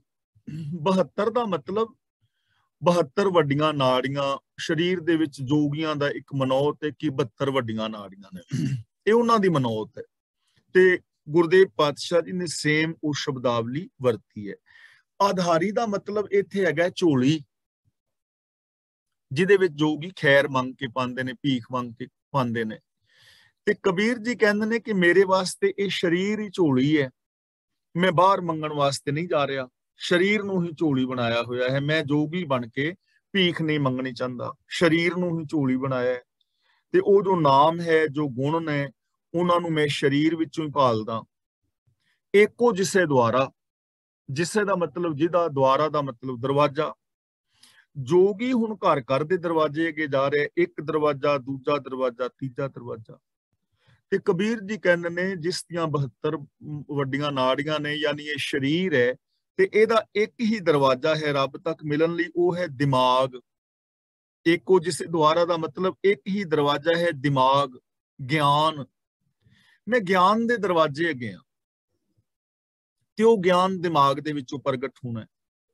ਤੇ ਤੁਹਾਡੇ ਦਿਮਾਗ ਨੇ ਹੀ ਤੁਹਾਨੂੰ ਇਸ ਸੰਸਾਰ ਦੇ ਅੰਦਰ ਚਲਾਉਣਾ ਹੈ। ਜਿਵੇਂ ਦਾ ਤੁਸੀਂ ਆਪਣੇ ਦਿਮਾਗ ਨੂੰ ਵਰਤੋਗੇ, ਚੰਗਾ ਜਾਂ ਮਾੜਾ, ਇਹ ਅਗਲੀ ਗੱਲ ਹੈ। ਕੋਈ ਲੋਕ ਦਿਮਾਗ ਦੀ ਵਰਤੋਂ ਕਰ ਰਹੇ ਨੇ ਕਿ ਉਹ ਅੰਗੂਰਾਂ ਦਾ ਗਲੂਕੋਜ਼ ਬਣਾ ਦਿੰਦੇ ਨੇ, ਦੂਜਾ ਬੰਦਾ ਦਿਮਾਗ ਦੀ ਵਰਤੋਂ ਕਰਦਾ, ਅੰਗੂਰਾਂ ਦੀ ਸ਼ਰਾਬ ਬਣਾ ਦਿੰਦਾ। ਇੱਕ ਬੰਦਾ ਅਕਲ ਦੀ ਵਰਤੋਂ ਕਰ ਰਿਹਾ ਹੈ ਕਿ ਇੱਕ ਦੂਜੇ ਨੂੰ ਇੱਕ ਦੂਜੇ ਦੇ ਨਾਲ ਜੋੜ ਰਿਹਾ ਹੈ, ਘਰਾਂ ਦੇ ਲੜਾਈਆਂ ਝਗੜੇ ਖਤਮ ਕਰ ਦਿੰਦਾ ਹੈ। ਦੂਜਾ ਬੰਦਾ ਦਿਮਾਗ ਦੀ ਵਰਤੋਂ ਕਰਾਉਂਦਾ ਹੈ ਕਿ ਉਹ ਇਸ ਤਰ੍ਹਾਂ ਲੋਕਾਂ ਨੂੰ ਲੜਾਉਂਦਾ ਵੀ ਸਾਰੇ ਲੋਕ ਆਪਸ ਦੇ ਵਿੱਚ ਲੜ ਪੈਂਦੇ ਨੇ। ਉਹ ਇੱਕ ਨਾ ਬੰਦਾ ਕਹਿ ਰਿਹਾ ਸੀ, ਕਹਿੰਦੇ ਉਹ ਸਾਡੇ ਸਾਹਮਣੇ ਬੰਦੇ ਨੇ ਗੁਆਂਢੀ, ਤੇ ਉਹ ਪਾਰਕ ਵਿੱਚ ਖਲੋਤੇ ਨਾ ਬੜੇ ਚਿਰ ਦੇ ਲੜਦੇ ਸਨ ਪਏ। ਇੱਕ ਦੂਜੇ ਨੂੰ ਗਾਲਾਂ ਕੱਢ ਰਹੇ ਸੀ। ਕਹਿੰਦਾ ਮੈਂ ਜਾ ਕੇ ਉਹਨਾਂ ਨੂੰ ਸਮਝਾਇਆ ਤੇ ਗਾਲਾਂ ਉਹ ਕੱਢ ਰਹੇ ਸੀ ਕਾਫੀ ਚਿਰ ਦੇ, ਮੈਂ ਜਾ ਕੇ ਸਮਝਾਇਆ ਤੇ ਫਿਰ ਉਹ ਜੁੱਤੀ ਹੋਣ ਲੱਗੇ, ਫਿਰ ਇੱਕ ਦੂਜੇ ਨੂੰ ਜੁੱਤੀਆਂ ਮਾਰਨ ਲੱਗੇ, ਗਾਲਾਂ ਤੋਂ ਅੱਗੇ ਵਧੇ। ਕਈਆਂ ਦਾ ਦਿਮਾਗ ਹੈ ਨਾ ਹੁਣ ਐਵੇਂ ਵੀ ਦਿਮਾਗ ਨੂੰ ਤੁਸੀਂ ਕਿਵੇਂ ਵਰਤੋਗੇ, ਮੈਂ ਕਿਵੇਂ ਵਰਤਾਂਗਾ। ਤਾਂ ਕਬੀਰ ਜੀ ਸਮਝਾ ਰਹੇ ਨੇ ਕਿ ਹੇ ਜੋਗੀ, ਅਸਲੀ ਜੋਗੀ ਉਹ ਹੈ ਜੋ ਇੱਕ ਪ੍ਰਭੂ ਦੇ ਹੁਕਮ ਨੂੰ ਆਪਣਾ ਬਟੂਆ ਬਣਾਉਂਦਾ ਹੈ। ਇਹ ਜੋ ਸਰੀਰ ਹੈ ਨਾੜੀਆਂ ਦੇ ਅਧੀਨ, ਇਹਨੂੰ ਆਪਣੀ ਝੋਲੀ ਬਣਾਉਂਦਾ ਹੈ। ਤੇ ਸਰੀਰ ਵਿੱਚ ਪ੍ਰਭੂ ਨੂੰ ਮਿਲਣ ਲਈ ਇੱਕੋ ਹੀ ਦਰਵਾਜ਼ਾ ਹੈ, ਉਹ ਹੈ ਦਿਮਾਗ। ਇੱਕੋ ਜਿਸੇ ਦੀਵਾਰਾ, ਇੱਕੋ ਦਰਵਾਜ਼ਾ ਦਿਮਾਗ, ਜਿਹਨੂੰ ਦਸਮ ਦੁਆਰ ਕਹਿੰਦੇ ਨੇ। ਦਸਮ ਦੁਆਰ ਦਾ ਮਤਲਬ ਦਿਮਾਗ, ਇੱਕੋ ਹੀ ਦਰਵਾਜ਼ਾ ਹੈ। ਉਸ ਰਾਹੀਂ ਤੁਸੀਂ ਪ੍ਰਭੂ ਤੱਕ ਪਹੁੰਚਦੇ ਹੋ, ਸੰਸਾਰ ਦੇ ਅੰਦਰ ਜ਼ਿੰਦਗੀ ਜੀਂਦੇ ਹੋ, ਦਰ ਦਰ ਤੇ ਭਟਕਣ ਦੀ ਲੋੜ ਨਹੀਂ। ਨਵੇਂ ਖੰਡ ਕੀ ਪ੍ਰਿਥਵੀ ਮੰਗ ਹੈ। ਨਵੇਂ ਖੰਡ ਕੀ ਦਾ ਮਤਲਬ 9 ਖੰਡਾਂ ਵਾਲੀ, 9 ਗੋਲਕਾਂ ਵਾਲੀ, ਜਿਸ ਤੇ 9 ਗਿਆਨ ਇੰਦਰੇ, ਕਰਮ ਇੰਦਰੇ ਆਦਿਕ ਨੇ। ਪ੍ਰਿਥਵੀ ਦਾ ਮਤਲਬ ਸਰੀਰ ਰੂਪ ਧਰਤੀ, ਜਗ ਦਾ ਮਤਲਬ ਜਗਤ ਵਿੱਚ, ਤੇ ਸਾਰਾ ਦਾ ਮਤਲਬ ਸ੍ਰੇਸ਼ਟ। ਇੱਥੇ ਸਾਰਾ ਜਿਹੜਾ ਹੈ ਜਗਤ ਦਾ ਵਿਸ਼ੇਸ਼ਣ ਨਹੀਂ ਹੈ ਵੀ ਸਾਰਾ ਜਗਤ, ਜਗਤ ਦੇ ਗੱਗੇ ਨਾਲ ਸਿਹਾਰੀ ਹੈ, ਜਗ ਵਿੱਚ, ਜਗਤ ਵਿੱਚ। ਸਾਰਾ ਦਾ ਮਤਲਬ ਸ੍ਰੇਸ਼ਟ। ਤਾਂ ਕਬੀਰ ਜੀ ਸਾਨੂੰ ਸਮਝਾ ਰਹੇ ਨੇ ਕਿ ਜਿਹੜਾ ਰੱਬ ਦਾ ਪਿਆਰਾ ਹੈ ਉਹ ਇਹ ਸਰੀਰ ਦੇ ਅੰਦਰ ਟਿਕ ਕੇ ਪ੍ਰਭੂ ਦੇ ਦਰ ਤੋਂ ਰੱਬੀ ਰਜ਼ਾ ਦੀ ਭਿੱਖਿਆ ਮੰਗਦਾ ਹੈ। ਤੇ ਕਬੀਰ ਜੀ ਕਹਿੰਦੇ ਨੇ ਮੇਰੀ ਨਜ਼ਰ ਦੇ ਅੰਦਰ ਉਹ ਜੋਗੀ ਹੀ ਜਗਤ ਦਾ ਸ੍ਰੇਸ਼ਟ ਜੋਗੀ ਹੈ, ਜਿਹੜਾ ਸਰੀਰ ਦੇ ਅੰਦਰੋਂ ਹੀ ਰੱਬੀ ਗੁਣਾਂ ਦੀ ਦਾਤ ਮੰਗਦਾ ਹੈ, ਰੱਬੀ ਗੁਣਾਂ ਨੂੰ ਮੰਗਦਾ ਹੈ, ਰੱਬ ਦੇ ਰਜ਼ਾ ਨੂੰ ਬਟੂਆ ਬਣਾਉਂਦਾ ਹੈ, ਇਹ ਸਰੀਰ ਨੂੰ ਹੀ ਉਹ ਝੋਲੀ ਬਣਾਉਂਦਾ ਹੈ, ਸੱਚੇ ਗੁਣਾਂ ਦੀ ਦਾਤ ਮੰਗਦਾ ਹੈ। ਉਹ ਬੰਦਾ, ਉਹ ਜੋਗੀ ਹੀ ਸਭ ਤੋਂ ਸ੍ਰੇਸ਼ਟ ਜੋਗੀ ਹੈ, ਬਾਕੀ ਆ ਕਰਮਕਾਂਡ ਵਾਲਾ ਨਹੀਂ। ਐਸਾ ਜੋਗੀ ਨੌਨਿਤ ਭਾਵੈ। ਜੋਗੀ ਦਾ ਮਤਲਬ ਇਹੋ ਜਿਹਾ ਜੋ ਜੁੜਿਆ ਹੋਇਆ, ਜਿਨੇ ਰੱਬੀ ਹੁਕਮ ਨੂੰ ਆਪਣਾ ਬਟੂਆ ਬਣਾਇਆ ਹੈ, ਜੋ ਸਰੀਰ ਦੇ ਅੰਦਰੋਂ ਹੀ ਸ਼ੁਭ ਗੁਣਾਂ ਦੀ ਦਾਤ ਮੰਗਦਾ ਹੈ, ਜੋ ਗਿਆਨ ਦੀ ਵਰਤੋਂ ਕਰਦਾ ਹੈ ਔਰ ਰੱਬੀ ਦਰ ਦੇ ਉੱਤੇ ਹਮੇਸ਼ਾ ਝੁਕਿਆ ਰਹਿੰਦਾ ਹੈ। ਐਸਾ ਜੋ ਜੋਗੀ ਹੈ ਜੁੜਿਆ ਹੋਇਆ ਪ੍ਰਭੂ ਦੇ ਨਾਲ, ਉਹ 9 ਨਿਧੀਆਂ ਪਾ ਲੈਂਦਾ ਹੈ। 9 ਨਿਧੀਆਂ ਦਾ ਮਤਲਬ 9 ਖਜ਼ਾਨੇ। 9 ਖਜ਼ਾਨੇ ਦਾ ਮਤਲਬ ਹਰ ਕਿਸਮ ਦਾ ਸੁੱਖ। ਉਹਨੂੰ ਹਰ ਕਿਸਮ ਦਾ ਸੁੱਖ ਮਿਲ ਜਾਂਦਾ ਹੈ। ਉਹਨੇ ਮਾਨੋ 9 ਖਜ਼ਾਨੇ ਪਾ ਲਏ, ਉਹਦੀ ਜ਼ਿੰਦਗੀ ਵਿੱਚ ਸੁੱਖ ਬਣ ਜਾਂਦਾ ਹੈ। ਕਿਹੜਾ ਜੋਗੀ? ਤਾਲਕਾ ਬ੍ਰਹਮ ਲੈ ਗਗਨ ਚਰਾਵੇ। ਇੱਥੇ ਹੁਣ ਵਿਦਵਾਨਾਂ ਨੇ ਅਰਥ ਕੀਤੇ ਨੇ, ਜਿਵੇਂ ਸ਼ਬਦਾਰਥੀ ਵਿਦਵਾਨ ਅਰਥ ਕਰ ਰਹੇ ਨੇ, ਹੇਠਲੇ ਸਵਾਸਾਂ ਨੂੰ ਦਸਮ ਦੁਆਰ ਦੇ ਵਿੱਚ ਉਹ ਚੜਾਉਂਦਾ ਹੈ, ਹੇਠਲੇ ਸਵਾਸਾਂ ਨੂੰ ਦਸਮ ਦੁਆਰ ਦੇ ਅੰਦਰ ਚੜਾਉਂਦਾ ਹੈ। ਐਸਾ ਜਿਹੜਾ ਜੋਗੀ ਹੈ ਉਹ ਦਸਮ ਦੁਆਰ ਦੇ ਵਿੱਚ ਆਪਣੇ ਸਵਾਸਾਂ ਨੂੰ ਚੜਾਉਂਦਾ ਹੈ। ਲੇਕਿਨ ਇਸ ਦਾ ਜਿਹੜਾ ਹੈ ਨਾ, ਇਹ ਨਹੀਂ ਹੈ ਇਹਦਾ ਮੀਨਿੰਗ। ਇਹਦਾ ਮੀਨਿੰਗ ਇਹ ਨਹੀਂ ਹੈ ਕਿ ਦਸਮ ਦੁਆਰ ਦੇ ਵਿੱਚ ਪ੍ਰਾਣਾ ਨੂੰ ਚੜਾਉਂਦਾ ਹੈ। ਇੱਥੇ ਤਾਲਕਾ ਬ੍ਰਹਮ ਨੂੰ ਸਮਝਣਾ। ਤਾਲਕਾ ਬ੍ਰਹਮ ਦਾ ਮਤਲਬ ਪ੍ਰਭੂ ਦੀ ਜੋ ਅੰਸ਼ ਹੈ, ਮਨ ਤੂੰ ਜੋਤ ਸਰੂਪ ਹੈ। ਤੇ ਤਾਲਕਾ ਦਾ ਮਤਲਬ ਜਿਹੜੀ ਸਾਡੀ ਸੋਚ ਮਾਇਆ ਦੇ ਵਿੱਚ ਖਚਤ ਹੋ ਗਈ ਹੈ। ਤਾਲਕਾ ਦਾ ਮਤਲਬ ਨੀਵੀਂ ਸੋਚ। ਗਗਨ ਚਰਾਵੇ ਦਾ ਮਤਲਬ, ਇੱਥੇ ਗਗਨ ਦਾ ਮਤਲਬ ਹੈ ਆਕਾਸ਼, ਯਾਨੀ ਉੱਚੀ। ਅਸਲੀ ਜੋਗੀ ਉਹ ਹੈ ਜੋ ਆਪਣੀ ਨੀਵੀਂ ਸੋਚ ਨੂੰ ਉੱਚੀ ਅਸਮਾਨ ਵਿੱਚ ਚੜਾ ਦਿੰਦਾ ਹੈ, ਭਾਵ ਨੀਵੀਂ ਸੋਚ ਨੂੰ ਉੱਚੀ ਬਣਾ ਦਿੰਦਾ ਹੈ। ਈਰਖਾ, ਦਵੇਸ਼, ਵੈਰ ਵਿਰੋਧ ਵਾਲੀ ਸੋਚ ਨੂੰ ਸਤ, ਸੰਤੋਖ, ਦਇਆ, ਧਰਮ, ਧੀਰਜ ਵਾਲੀ ਸੋਚ ਦੇ ਅੰਦਰ ਬਦਲ ਦਿੰਦਾ ਹੈ। ਅਸਲੀ ਜੋਗੀ ਉਹ ਹੈ। ਐਸਾ ਜੋਗੀ, ਐਸਾ ਰੱਬ ਦੇ ਨਾਲ ਜੁੜਿਆ ਇਨਸਾਨ 9 ਨਿਧਾਂ ਪਾ ਲੈਂਦਾ ਹੈ, ਜਿਹੜਾ ਨੀਵੀਂ ਸੋਚ ਨੂੰ ਉੱਚੀ ਸੋਚ ਬਣਾ ਲੈਂਦਾ ਹੈ, ਨੀਵੀਂ ਸੋਚ ਨੂੰ ਉੱਚੀ ਸੋਚ ਵਿੱਚ ਤਬਦੀਲ ਕਰ ਲੈਂਦਾ ਹੈ। ਖਿੰਥਾ ਗਿਆਨ ਧਿਆਨ ਕਰ ਸੂਈ, ਸ਼ਬਦ ਤਾਗਾ ਮੱਥ ਘਾਲੈ। ਖਿੰਥਾ ਦਾ ਮਤਲਬ ਗੋਦੜੀ, ਜੋ ਜੋਗੀ ਆਪਣੇ ਸਰੀਰ ਤੇ ਪਾਉਂਦੇ ਨੇ। ਧਿਆਨ ਕਰ ਸੂਈ, ਧਿਆਨ ਦੀ ਸੂਈ ਬਣਾਉਂਦੇ ਨੇ। ਸ਼ਬਦ ਮਤਲਬ ਗੁਰੂ ਦਾ ਉਪਦੇਸ਼, ਤਾਗਾ ਦਾ ਮਤਲਬ ਧਾਗਾ, ਮੱਥ ਦਾ ਮਤਲਬ ਹੁੰਦਾ ਹੈ ਵੱਟ ਕੇ, ਘਾਲੇ ਦਾ ਮਤਲਬ ਸੂਈ ਵਿੱਚ ਧਾਗਾ ਪਾਉਂਦੇ ਨੇ। ਤਾਂ ਜਿਹੜਾ ਅਸਲੀ ਜੋਗੀ ਹੈ, ਗਿਆਨ ਦੀ ਗੋਦੜੀ ਬਣਾਉਂਦਾ ਹੈ, ਉਹਨੂੰ ਬਾਹਰ ਦਾ ਭੇਖ ਧਾਰਨ ਕਰਨ ਦੀ ਲੋੜ ਨਹੀਂ ਹੈ ਕਿ ਕੋਈ ਵਿਸ਼ੇਸ਼ ਕਿਸਮ ਦਾ ਚੋਲਾ ਪਾਏ ਜਾਂ ਵਿਸ਼ੇਸ਼ ਕਿਸਮ ਦਾ ਪਹਿਨਾਵਾ ਪਹਿਨਣ ਦੇ ਨਾਲ ਜੇ ਰੱਬ ਮਿਲਦਾ ਹੋਵੇ ਤਾਂ ਫਿਰ ਤਾਂ ਪਹਿਨਾਵੇ ਤਾਂ ਆਮ ਲੋਕ ਪਹਿਨੀ ਫਿਰਦੇ ਨੇ। ਇਸ ਲਈ ਪਹਿਨਾਵੇ ਦੀ ਵੈਲਿਊ ਨਹੀਂ ਹੈ। ਜੋਗ ਨਾ ਭਗਵੀਂ ਕੱਪੜੀ, ਜੋਗ ਨਾ ਮੈਲੇ ਵੇਸ਼, ਨਾਨਕ ਘਰ ਬੈਠਿਆਂ ਜੋਗ ਪਾਈਐ, ਸਤਿਗੁਰ ਕੇ ਉਪਦੇਸ਼। ਤਾਂ ਅਸਲੀ ਜੋਗੀ ਉਹ ਹੈ ਜੋ ਗਿਆਨ ਦਾ ਪਹਿਨਾਵਾ ਪਹਿਨਦਾ, ਗਿਆਨ ਦੀ ਗੋਦੜੀ ਪਾਉਂਦਾ। ਧਿਆਨ ਕਰ ਸੂਈ, ਤੇ ਜਿਵੇਂ ਗੋਦੜੀ ਨੂੰ ਸਿਉਣ ਲਈ ਸੂਈ ਚਾਹੀਦੀ ਹੈ ਨਾ, ਉਹ ਧਿਆਨ ਦੀ ਸੂਈ ਬਣਾਉਂਦਾ ਹੈ। ਯਾਨੀ ਆਪਣੇ ਧਿਆਨ ਦੇ ਨਾਲ ਰੱਬੀ ਗੁਣਾਂ ਦੇ ਨਾਲ ਜੁੜਦਾ ਹੈ, ਆਪਣੇ ਧਿਆਨ ਨੂੰ ਰੱਬੀ ਗੁਣਾਂ ਦੇ ਨਾਲ ਜੋੜਦਾ ਹੈ। ਜਿਵੇਂ ਨਾ ਆਪਾਂ ਇੱਕ ਵਾਰੀ ਪਹਿਲਾਂ ਵੀ ਮੈਂ ਇੱਕ ਮਿਸਾਲ ਦਿੱਤੀ ਸੀ ਕਿ ਮਸ਼ੀਨ ਹੈ ਨਾ, ਮਸ਼ੀਨ ਤੇ ਮਸ਼ੀਨ ਦੀ ਸੂਈ ਉਤਲੇ ਧਾਗੇ ਦੇ ਸਹਿਯੋਗ ਨਾਲ ਥੱਲੇ ਵਾਲੇ ਧਾਗੇ ਨੂੰ ਉੱਤੇ ਲਿਆਂਦੀ ਤੇ ਵਿਸ਼ੇਸ਼ ਕਿਸਮ ਦੀ ਗੰਢ ਜਿਹੜੀ ਹੈ ਮਾਰੀ ਜਾਂਦੀ ਤੇ ਕੱਪੜਾ ਸੀਪਤਾ ਜਾਂਦਾ। ਇਸੇ ਤਰ੍ਹਾਂ ਰੱਬ ਦੇ ਨਾਲ ਜੁੜਨ ਲਈ ਵੀ ਦੋ ਧਾਗਿਆਂ ਦੀ ਲੋੜ ਪੈਂਦੀ ਹੈ। ਇੱਕ ਧਾਗਾ ਹੈ ਧਿਆਨ ਦਾ, ਸੁਰਤ ਦਾ, ਤੇ ਦੂਜਾ ਧਾਗਾ ਹੈ ਸ਼ਬਦ ਦਾ, ਉਪਦੇਸ਼ ਦਾ, ਗੁਰੂ ਦਾ ਗਿਆਨ, ਗੁਰੂ ਦਾ ਉਪਦੇਸ਼।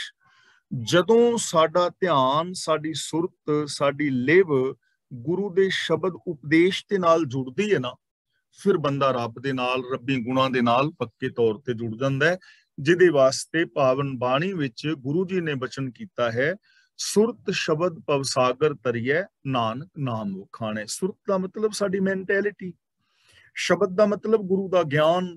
ਜਦੋਂ ਸਾਡੀ ਸੋਚ ਗੁਰੂ ਦੇ ਸ਼ਬਦ ਉਪਦੇਸ਼ ਨਾਲ ਜੁੜ ਜਾਂਦੀ ਹੈ, ਫਿਰ ਬੰਦਾ ਪ੍ਰਭੂ ਦਾ ਰੂਪ ਹੋ ਜਾਂਦਾ ਹੈ। ਤਾਂ ਇੱਥੇ ਧਿਆਨ ਦੀ ਸੂਈ ਬਣਾਉਂਦਾ ਹੈ, ਧਿਆਨ ਨੂੰ ਰੱਬੀ ਗੁਣਾਂ ਦੇ ਨਾਲ ਜੋੜਦਾ ਹੈ, ਆਪਣੇ ਸਰੀਰ ਨੂੰ ਰੱਬੀ ਗਿਆਨ ਦੇ ਨਾਲ, ਰੱਬੀ ਗੁਣਾਂ ਦੇ ਨਾਲ ਜੋੜੀ ਰੱਖਦਾ ਹੈ। ਉਹਦੀ ਧਿਆਨ ਦੀ ਸੂਈ ਹੈ। ਧਿਆਨ ਦੇ ਨਾਲ ਆਪਣੇ ਆਪੇ ਨੂੰ ਰੱਬੀ ਗੁਣਾਂ ਦੇ ਨਾਲ ਜੋੜੀ ਰੱਖਦਾ ਹੈ। ਤੇ ਹੁਣ ਜੋੜਨ ਵਾਸਤੇ ਧਾਗਾ ਵੀ ਚਾਹੀਦਾ, ਇਕੱਲੀ ਸੂਈ ਨਹੀਂ ਨਾ।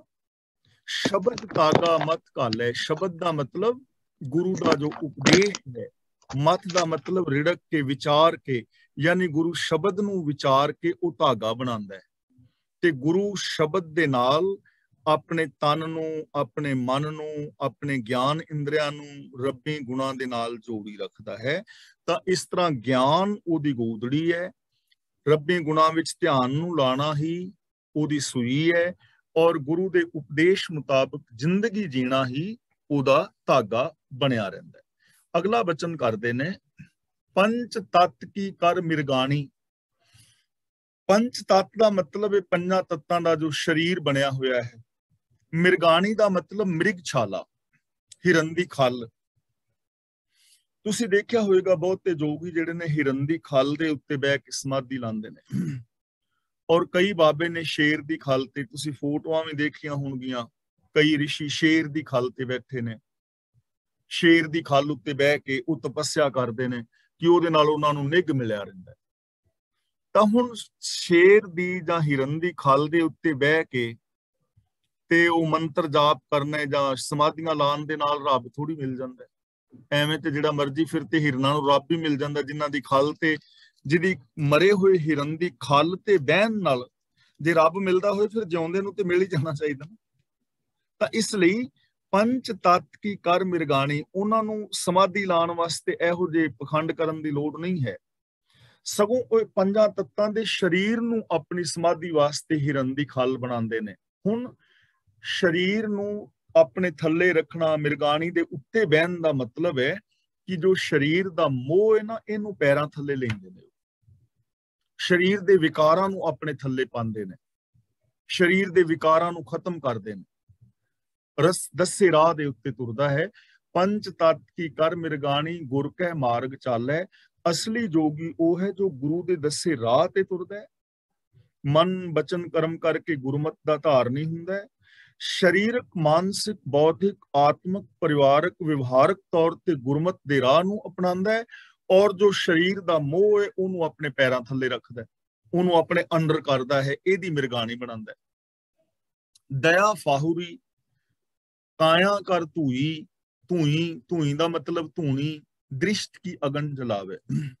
ਫਾਹੁਰੀ ਦਾ ਮਤਲਬ ਹੁੰਦਾ ਹੈ ਭੌੜਾ। ਭੌੜਾ ਜਾਂ ਫੌੜਾ, ਇਹ ਦੋ ਸ਼ਬਦ ਨੇ। ਤੁਹਾਡੇ ਇਲਾਕੇ ਵਿੱਚ ਕੀ ਬੋਲਦੇ ਹੋਣਗੇ, ਇਲਾਕੇ ਦੇ ਫਰਕ ਹੁੰਦਾ ਹੈ। ਜਿਵੇਂ ਅਸੀਂ ਕਰਨਾਲ ਏਰੀਏ ਵਿੱਚ ਨਾ ਤਾਂ ਉਧਰ ਭੌੜਾ ਕਹਿੰਦੇ ਨੇ ਬਹੁਤੇ, ਕਈ ਫੌੜਾ ਕਹਿ ਦਿੰਦੇ ਨੇ, ਕਈ ਭੌੜਾ। ਤੇ ਭੌੜਾ ਉਹਨੂੰ ਕਹਿੰਦੇ ਨੇ ਜਿਹਦੇ ਨਾਲ ਗੋਹਾ ਵਗੈਰਾ ਇਕੱਠਾ ਕਰਦੇ ਨੇ ਡੰਗਰਾਂ ਦਾ, ਉਹਨਾਂ ਨੂੰ ਕਹਿੰਦੇ ਨੇ ਭੌੜਾ ਜਾਂ ਫੌੜਾ। ਤੇ ਜਿਹੜਾ ਭੌੜਾ ਥੋੜਾ ਵੱਡਾ ਹੁੰਦਾ ਹੈ, ਤੇ ਜੇ ਕੋਈ ਛੋਟਾ ਜਿਹਾ ਹੋਏ ਉਹਨੂੰ ਕਹਿੰਦੇ ਨੇ ਫੌੜੀ। ਜਿਵੇਂ ਤੁਸੀਂ ਵੇਖਿਆ ਹੈ ਨਾ, ਇੰਡੀਆ ਦੇ ਵਿੱਚ ਜਦੋਂ ਕਿਸੇ ਦਾ ਅੰਤਮ ਸੰਸਕਾਰ ਹੁੰਦਾ ਹੈ, ਤੇ ਜਿੱਦਣ ਅਸਥੀਆਂ ਚੁੱਗਣ ਜਾਂਦੇ ਨੇ ਤਾਂ ਉਦੋਂ ਲੱਕੜ ਦੀ ਨਿੱਕੀ ਦੀਆਂ ਨਿੱਕੀਆਂ ਨਾ ਫੌੜੀਆਂ ਬਣਾਉਂਦੇ ਨੇ, ਜਿਹਦੇ ਨਾਲ ਉਹ ਸੁਆਹ ਇਕੱਠੀ ਕਰਦੇ ਨੇ, ਉਹਨੂੰ ਫੌੜੀ ਕਹਿੰਦੇ ਨੇ, ਫਾਹੂਰੀ, ਦਇਆ ਫਾਹੂਰੀ। ਹੁਣ ਕਬੀਰ ਜੀ ਕਹਿੰਦੇ ਨੇ ਕਿ ਜੋਗੀਆਂ ਨੇ ਉਹ ਫੌੜੀ ਰੱਖੀ ਹੁੰਦੀ ਨਾ ਅੱਗ ਫਰੋਲਣ ਲਈ, ਸੁਆਹ ਇਕੱਠੀ ਕਰਨ ਲਈ, ਤੇ ਹੁਣ ਸੁਆਹ ਨਾਲ ਤੇ ਰੱਬ ਥੋੜੀ ਮਿਲਣਾ ਹੈ, ਦਇਆ ਫਾਹੂਰੀ। ਇਸ ਲਈ ਕਬੀਰ ਜੀ ਕਹਿੰਦੇ ਨੇ ਅਸਲੀ ਜੋਗੀ ਉਹ ਹੈ ਜੋ ਆਪਣੀ ਜ਼ਿੰਦਗੀ ਵਿੱਚ ਦਇਆ ਪੈਦਾ ਕਰਦਾ ਹੈ, ਦਇਆ ਦੀ ਫਾਹੂੜੀ ਪੈਦਾ ਕਰਦਾ ਹੈ। ਜੇ ਦਇਆ ਹੋਏਗੀ ਲੋਕ ਇਕੱਠੇ ਰਹਿਣਗੇ, ਰਿਸ਼ਤੇ ਨਾਤੇ ਇਕੱਠੇ ਰਹਿਣਗੇ, ਦਇਆ ਹੋਏਗੀ ਤਾਂ ਬੰਦਾ ਸੇਵਾ ਕਰੇਗਾ। ਇਸ ਲਈ ਦਇਆ ਦੀ ਫਾਹੂੜੀ ਦੀ ਲੋੜ ਹੈ। ਆ ਜਿਹੜੀਆਂ ਤੁਸੀਂ ਫੌੜੀਆਂ ਫੜੀ ਫਿਰਦੇ ਹੋ, ਇਹਨਾਂ ਦੀ ਲੋੜ ਨਹੀਂ ਹੈ। ਕਾਇਆ ਕਰ ਧੂਈ, ਧੂਈ ਦਾ ਮਤਲਬ ਧੂਣੀ ਲਾਣੀ, ਜਿਵੇਂ ਅਸੀਂ ਇੰਡੀਆ ਵਿੱਚ ਧੂਣੀਆਂ ਲਗਾਉਂਦੇ ਆ, ਔਰ ਜੋਗੀ ਜਿਹੜੇ ਨੇ ਉਹ ਤਾਂ ਧੂਣੀਆਂ ਲਾਉਂਦੇ ਹੀ ਲਾਉਂਦੇ ਨੇ, ਕਿਉਂਕਿ ਉਹਨਾਂ ਨੇ ਬਚਣਾ ਹੈ ਸਰਦੀ ਤੋਂ। ਧੂਣੀ ਲਾ ਕੇ 4 ਚਫੇਰੇ ਧੂਣੀਆਂ ਲਾ ਕੇ ਆਪ ਵਿੱਚ ਬੈਠੇ ਹੁੰਦੇ ਨੇ। ਤਾਂ ਕਬੀਰ ਜੀ ਕਹਿੰਦੇ ਨੇ ਉਹ ਇਸ ਕਾਇਆ ਨੂੰ ਹੀ ਧੂਈ ਬਣਾਉਂਦਾ ਹੈ, ਕਾਇਆ ਦੇ ਮੋਹ ਨੂੰ ਸਾੜਦਾ ਹੈ। ਦ੍ਰਿਸ਼ਟ ਕੀ ਅਗਨ ਜਲਾਵੇ, ਦ੍ਰਿਸ਼ਟ ਕੀ ਦਾ ਮਤਲਬ ਨਜ਼ਰ ਦੀ ਅੱਗ ਬਾਲਦਾ ਹੈ, ਯਾਨੀ ਦਇਆ ਨੂੰ ਫੌੜੀ ਬਣਾਉਂਦਾ ਹੈ। ਅਸਲ ਜੋਗੀ ਆਪਣੇ ਸਰੀਰ ਦੀ ਧੂਣੀ ਬਣਾ ਕੇ ਉਹਦੇ ਵਿੱਚ ਪ੍ਰਭੂ ਨੂੰ ਹਰ ਥਾਂ ਵੇਖਣ ਵਾਲੀ ਨਜ਼ਰ ਦੀ ਅੱਗ ਬਾਲਦਾ ਹੈ। ਜਿਵੇਂ ਧੂਣੀ ਬਾਲਣ ਇਕੱਠਾ ਕੀਤਾ, ਹੁਣ ਉਹਦੇ ਵਿੱਚ ਅੱਗ ਲਾਣੀ ਹੈ ਨਾ, ਅੱਗ ਕਾਹਦੀ ਲਾਣੀ ਹੈ? ਨਜ਼ਰ ਦੀ। ਨਜ਼ਰ ਦਾ ਮਤਲਬ ਸਾਰਿਆਂ ਦੇ ਅੰਦਰ ਇੱਕ ਰੱਬ ਨੂੰ ਵੇਖਣਾ, ਇਹ ਅੱਗ ਲਾਉਣ ਦੀ ਲੋੜ ਹੈ, ਧੂਣੀਆਂ ਤਾਣ ਦੀ ਲੋੜ ਨਹੀਂ। ਇਹ ਅੱਗ ਬਾਲਦਾ ਹੈ, ਆਪਣੇ ਸਰੀਰ ਨੂੰ ਧੂਣੀ ਬਣਾਉਂਦਾ ਹੈ, ਮਤਲਬ ਸਰੀਰ ਦੇ ਮੋਹ ਨੂੰ ਸਾੜਦਾ ਹੈ, ਔਰ ਦਇਆ ਦੀ ਫਾਹੂੜੀ ਬਣਾਉਂਦਾ ਹੈ। ਇਸਕਾ ਭਾਉ ਲੈ ਰਿਦ ਅੰਤਰ ਚਹੁ ਜੁਗ ਤਾੜੀ ਲਾਵੇ, ਤਾੜੀ ਦਾ ਮਤਲਬ ਸਮਾਧੀ, ਸੁਰਤ ਜੋੜਨਾ। ਤਿਸਕਾ ਦਾ ਮਤਲਬ ਰੱਬ ਦਾ, ਭਾਉ ਦਾ ਮਤਲਬ ਪਿਆਰ, ਰੱਬ ਦੇ ਪ੍ਰੇਮ ਨੂੰ ਆਪਣੇ ਹਿਰਦੇ ਦੇ ਅੰਦਰ ਲੈਂਦਾ ਹੈ। ਹਿਰਦੇ ਦਾ ਮਤਲਬ ਮੈਂਟੈਲਿਟੀ, ਸੋਚ। ਰੱਬੀ ਗੁਣਾਂ ਦੇ ਪਿਆਰ ਨੂੰ, ਰੱਬ ਦੇ ਪਿਆਰ ਨੂੰ ਆਪਣੇ ਹਿਰਦੇ ਦੇ ਅੰਦਰ ਵਸਾਉਂਦਾ ਹੈ। ਤੇ ਯਾਦ ਰੱਖਣਾ, ਜਿਹਦੇ ਅੰਦਰ ਰੱਬ ਦਾ ਪਿਆਰ ਵਸਿਆ ਹੋਏਗਾ, ਇਸ ਮਨੁੱਖਤਾ ਨਾਲ, ਸੰਸਾਰ ਨਾਲ, ਵਨਸਪਤੀ ਨਾਲ, ਜੀਵ ਜਨਤਾ ਨਾਲ ਪਿਆਰ ਕਰੇਗਾ। ਉਹਦੇ ਅੰਦਰ ਈਰਖਾ ਨਾਮ ਦੀ ਚੀਜ਼ ਨਹੀਂ ਹੋਏਗੀ, ਉਹਦੇ ਅੰਦਰ ਵੈਰ ਵਿਰੋਧ ਨਹੀਂ ਹੋਣਗੇ। ਤਾਂ ਉਸ ਪ੍ਰਭੂ ਦੇ ਪਿਆਰ ਨੂੰ, ਰੱਬੀ ਗੁਣਾਂ ਦੇ ਪਿਆਰ ਨੂੰ ਜਿਹੜਾ ਅੰਦਰ ਵਸਾਉਂਦਾ ਹੈ, ਉਹ ਅਸਲੀ ਜੋਗੀ ਹੈ। ਚੌਂ ਜੁਗ ਤਾੜੀ ਲਾਵੇ, ਤਾਂ ਉਹਦੀ ਚੌਹਾਂ ਹੀ ਜੁਗਾਂ ਦੇ ਵਿੱਚ ਤਾੜੀ ਲੱਗੀ ਰਹਿੰਦੀ ਹੈ। ਚੌਂ ਜੁਗ ਦਾ ਮਤਲਬ ਹਰ ਸਮੇਂ, ਤਾੜੀ ਲਾਵੇ ਦਾ ਮਤਲਬ ਰੱਬੀ ਗੁਣਾਂ ਦੇ ਵਿੱਚ ਧਿਆਨ ਲਾਈ ਰੱਖਦਾ। ਉਹਨੂੰ ਸਮਾਧੀ ਲਾਉਣ ਦੀ ਲੋੜ ਨਹੀਂ ਹੈ ਕਿ ਸਵੇਰੇ ਉੱਠ ਕੇ ਇੱਕ ਸਮਾਧੀ ਘੰਟਾ ਲਾ ਲਈ, ਇਹੋ ਜਿਹੇ ਕੰਮ ਕਰਨ ਦੀ ਜ਼ਰੂਰਤ ਹੀ ਨਹੀਂ ਹੈ। ਹਰ ਪਲ ਰੱਬੀ ਗੁਣਾਂ ਦੇ ਨਾਲ, ਰੱਬੀ ਪਿਆਰ ਦੇ ਨਾਲ ਜੁੜਿਆ ਹੋਇਆ ਹੈ। ਇਹੀ ਉਹਦੀ ਤਾੜੀ ਹੈ, ਇਹੀ ਉਹਦੀ ਸੁਰਤ ਦਾ ਜੁੜਨਾ ਹੈ, ਇਹੀ ਉਹਦੀ ਸਮਾਧੀ ਹੈ। ਸਭ ਜੋ ਗਤਨ ਰਾਮ ਨਾਮ ਹੈ, ਜਿਸ ਕਾ ਪਿੰਡ ਪ੍ਰਾਨਾ। ਪਿੰਡ ਪ੍ਰਾਨਾ ਦਾ ਮਤਲਬ ਸਰੀਰ ਤੇ ਪ੍ਰਾਨ, ਪਿੰਡ ਦਾ ਮਤਲਬ ਸਰੀਰ, ਜਿਸ ਕਾ ਦਾ ਮਤਲਬ ਜਿਸ ਰੱਬ ਦਾ ਸਰੀਰ ਦਿੱਤਾ ਹੈ, ਪ੍ਰਾਨ ਦਿੱਤੇ ਨੇ। ਜੋਗਤਨ ਦਾ ਮਤਲਬ ਹੈਗਾ ਜੋਗ ਕਮਾਣ ਦਾ ਉਦਮ। ਤਾਂ ਜਿਸ ਪ੍ਰਭੂ ਦਾ ਦਿੱਤਾ ਇਹ ਸਰੀਰ ਹੈ, ਜਿੰਦ ਜਾਨ ਹੈ, ਉਸ ਦੀ ਰਜ਼ਾ ਦੇ ਅੰਦਰ ਰਹਿਣਾ। ਨਾਮ ਦਾ ਮਤਲਬ ਰਜ਼ਾ, ਉਹਦੀ ਰਜ਼ਾ ਭਾਣੇ ਵਿੱਚ ਰਹਿਣਾ ਹੀ ਸਭ ਤੋਂ ਵੱਡਾ ਜੋਗ ਹੈ। ਸਭ ਤੋਂ ਵੱਡੀਆਂ ਸਮਾਧੀਆਂ ਨੇ, ਸਭ ਤੋਂ ਵੱਡੀ ਭਗਤੀ ਹੈ, ਸਭ ਤੋਂ ਵੱਡਾ ਜੋਗ ਰੱਬ ਦੇ ਹੁਕਮ ਦੇ ਅੰਦਰ ਰਹਿਣਾ ਹੈ, ਜਿਹਦਾ ਆ ਸਰੀਰ, ਪਿੰਡ ਔਰ ਪ੍ਰਾਣ ਹੈ। ਬਾਕੀ ਆ ਯੋਗਾ ਯਾਗਾ ਜਿਹੜੇ ਨੇ ਸਰੀਰ ਵਾਸਤੇ, ਸਿਹਤ ਵਾਸਤੇ ਤਾਂ ਠੀਕ ਹੋ ਸਕਦੇ ਨੇ, ਰੱਬ ਦੇ ਨਾਲ ਇਹਨਾਂ ਦਾ ਕੋਈ ਸੰਬੰਧ ਨਹੀਂ ਹੈ, ਧਰਮ ਦੇ ਨਾਲ ਕੋਈ ਸੰਬੰਧ ਨਹੀਂ ਹੈ। ਸਭ ਤੋਂ ਵੱਡਾ ਜੋਗ ਰੱਬੀ ਹੁਕਮ ਦੇ ਅੰਦਰ ਰਹਿਣਾ ਹੈ, ਜਿਸ ਦਾ ਦਿੱਤਾ ਹੈ ਸਰੀਰ ਔਰ ਪਿੰਡ ਹੈ, ਇਹ ਜਾਨ ਹੈ। ਕਹੋ ਕਬੀਰ ਜੇ ਕਿਰਪਾ ਧਾਰੈ, ਦੇ ਸੱਚਾ ਨਿਸ਼ਾਨਾ। ਇੱਥੇ ਨਿਸ਼ਾਨਾ ਦੇ ਕਈ ਅਰਥ ਕੀਤੇ ਨੇ ਵਿਦਵਾਨਾਂ ਨੇ। ਨਿਸ਼ਾਨਾ ਦਾ ਅਰਥ ਚਿੰਨ੍ਹ ਵੀ ਕੀਤਾ ਹੈ। ਮਨਮੋਹਨ ਸਿੰਘ ਜੀ ਅਰਥ ਕਰ ਰਹੇ ਨੇ, ਕਬੀਰ ਜੀ ਆਖਦੇ ਹਨ ਜੇਕਰ ਵਾਹਿਗੁਰੂ ਮਿਹਰ ਕਰੇ, ਉਹ ਬੰਦੇ ਨੂੰ ਸੱਚਾ ਚਿੰਨ੍ਹ ਬਖਸ਼ਦਾ ਹੈ। ਭਾਈ ਸਾਹਿਬ ਸਿੰਘ ਜੀ ਇਸ ਅਰਥ ਕਰ ਰਹੇ ਨੇ, ਕਬੀਰ ਆਖਦਾ ਹੈ ਜੇ ਪ੍ਰਭੂ ਆਪ ਮਿਹਰ ਕਰੇ ਤਾਂ ਉਹ ਸਦਾ ਸਥਿਰ ਰਹਿਣ ਵਾਲਾ ਨੂਰ ਬਖਸ਼ਦਾ ਹੈ। ਤੇ ਨਿਸ਼ਾਨਾ ਦਾ ਮਤਲਬ ਨਿਸ਼ਾਨ ਵੀ ਹੁੰਦਾ ਹੈ। ਨਿਸ਼ਾਨਾ ਦਾ ਮਤਲਬ ਜਿੱਥੇ ਅਸੀਂ ਨਿਸ਼ਾਨ ਲਗਾਉਣਾ ਹੁੰਦਾ ਹੈ। ਨਿਸ਼ਾਨਾ ਦਾ ਮਤਲਬ ਲਕਸ਼, ਜਿਵੇਂ ਭਾਈ ਵੀਰ ਸਿੰਘ ਨੇ ਲਿਖਿਆ ਹੈ, ਫਾਰਸੀ ਨਿਸ਼ਾਨੇ ਦਾਗ ਚਿੰਨ ਲੱਛਣ। ਔਰ ਇੱਥੇ ਭਾਈ ਸਾਹਿਬ ਆਪਣਾ ਜਿਹੜੇ ਨੇ ਮਹਾਨ ਕੋਸ਼ ਦੇ ਕਰਤਾ, ਉਹ ਲਿਖ ਰਹੇ ਨੇ ਚਿੰਨ ਲਕਸ਼ਣ। ਔਰ ਨਿਸ਼ਾਨ ਦਾ ਮਤਲਬ ਨਿਸ਼ਾਨ ਵੀ ਹੈ ਪਰਿਓ ਨਿਸ਼ਾਨੇ ਕਾਓ। ਇੱਥੇ ਚਿੰਨ ਨਿਸ਼ਾਨ ਦਾ ਮਤਲਬ ਹੈ ਲਕਸ਼, ਏਮ, ਗੋਲ। ਇੱਥੇ ਨਿਸ਼ਾਨਾ ਦਾ ਮਤਲਬ ਗੋਲ। ਕਹੋ ਕਬੀਰ ਜੇ ਕਿਰਪਾ ਧਾਰੈ। ਕਬੀਰ ਜੀ ਕਹਿੰਦੇ ਨੇ ਕਿ ਜਦੋਂ ਪ੍ਰਭੂ ਰਹਿਮਤ ਕਰਦਾ ਹੈ ਤਾਂ ਉਹ ਬੰਦੇ ਨੂੰ ਸੱਚਾ ਗੋਲ ਦਿੰਦਾ ਹੈ ਕਿ ਉਹ ਸਚਿਆਰਾ ਹੋਈ ਹੈ। ਸੱਚਾ ਹੋਣਾ ਹੀ ਸਾਡਾ ਇੱਕੋ ਇੱਕ ਗੋਲ ਹੈ। ਸੱਚਾ ਗੋਲ ਚਾਹੀਦਾ। ਸਾਡਾ ਗੋਲ, ਸਾਡਾ ਏਮ, ਸਾਡੇ ਜੀਵਨ ਦਾ ਮਨੋਰਥ ਕੀ ਹੈ? ਸੱਚ, ਮਨ ਬਚਨ ਕਰਮ ਕਰਕੇ ਸੱਚੇ ਹੋਣਾ, ਸੱਚੇ ਰੱਬ ਦੇ ਵਿੱਚ ਮਿਲ ਜਾਣਾ। ਜਦੋਂ ਰੱਬ ਕਿਸੇ ਤੇ ਰਹਿਮਤ ਕਰਦਾ ਹੈ ਨਾ, ਰੱਬ ਦੀ ਰਹਿਮਤ ਦਾ ਜੋ ਪਾਤਰ ਬਣਦਾ ਹੈ, ਤਾਂ ਫਿਰ ਉਹਨੂੰ ਸੱਚਾ ਗੋਲ ਮਿਲਦਾ ਹੈ। ਉਹਦੇ ਜੀਵਨ ਦਾ ਗੋਲ ਹੁੰਦਾ ਹੈ, ਉਹਦਾ ਏਮ ਹੁੰਦਾ ਹੈ, ਮਨੋਰਥ ਹੁੰਦਾ ਹੈ ਸੱਚ ਨੂੰ ਪ੍ਰਾਪਤ ਕਰਨਾ, ਮਨ ਬਚਨ ਕਰਮ ਕਰਕੇ ਸੱਚ ਦੇ ਨਾਲ ਜੁੜਨਾ ਔਰ ਸਚਿਆਰ ਹੋਣਾ। ਇਹ ਗੋਲ ਉਸਨੂੰ ਮਿਲਦਾ ਹੈ ਤੇ ਉਹ ਇਸ ਗੋਲ ਨੂੰ ਪ੍ਰਾਪਤ ਕਰ ਲੈਂਦਾ ਹੈ ਤੇ ਉਹ ਸਚਿਆਰ ਹੋ ਕੇ ਸੱਚੇ ਪ੍ਰਭੂ ਦੇ ਅੰਦਰ ਸਦਾ ਸਦਾ ਵਾਸਤੇ ਉਹਦੇ ਅੰਦਰ ਹੀ ਸਮਾ ਕੇ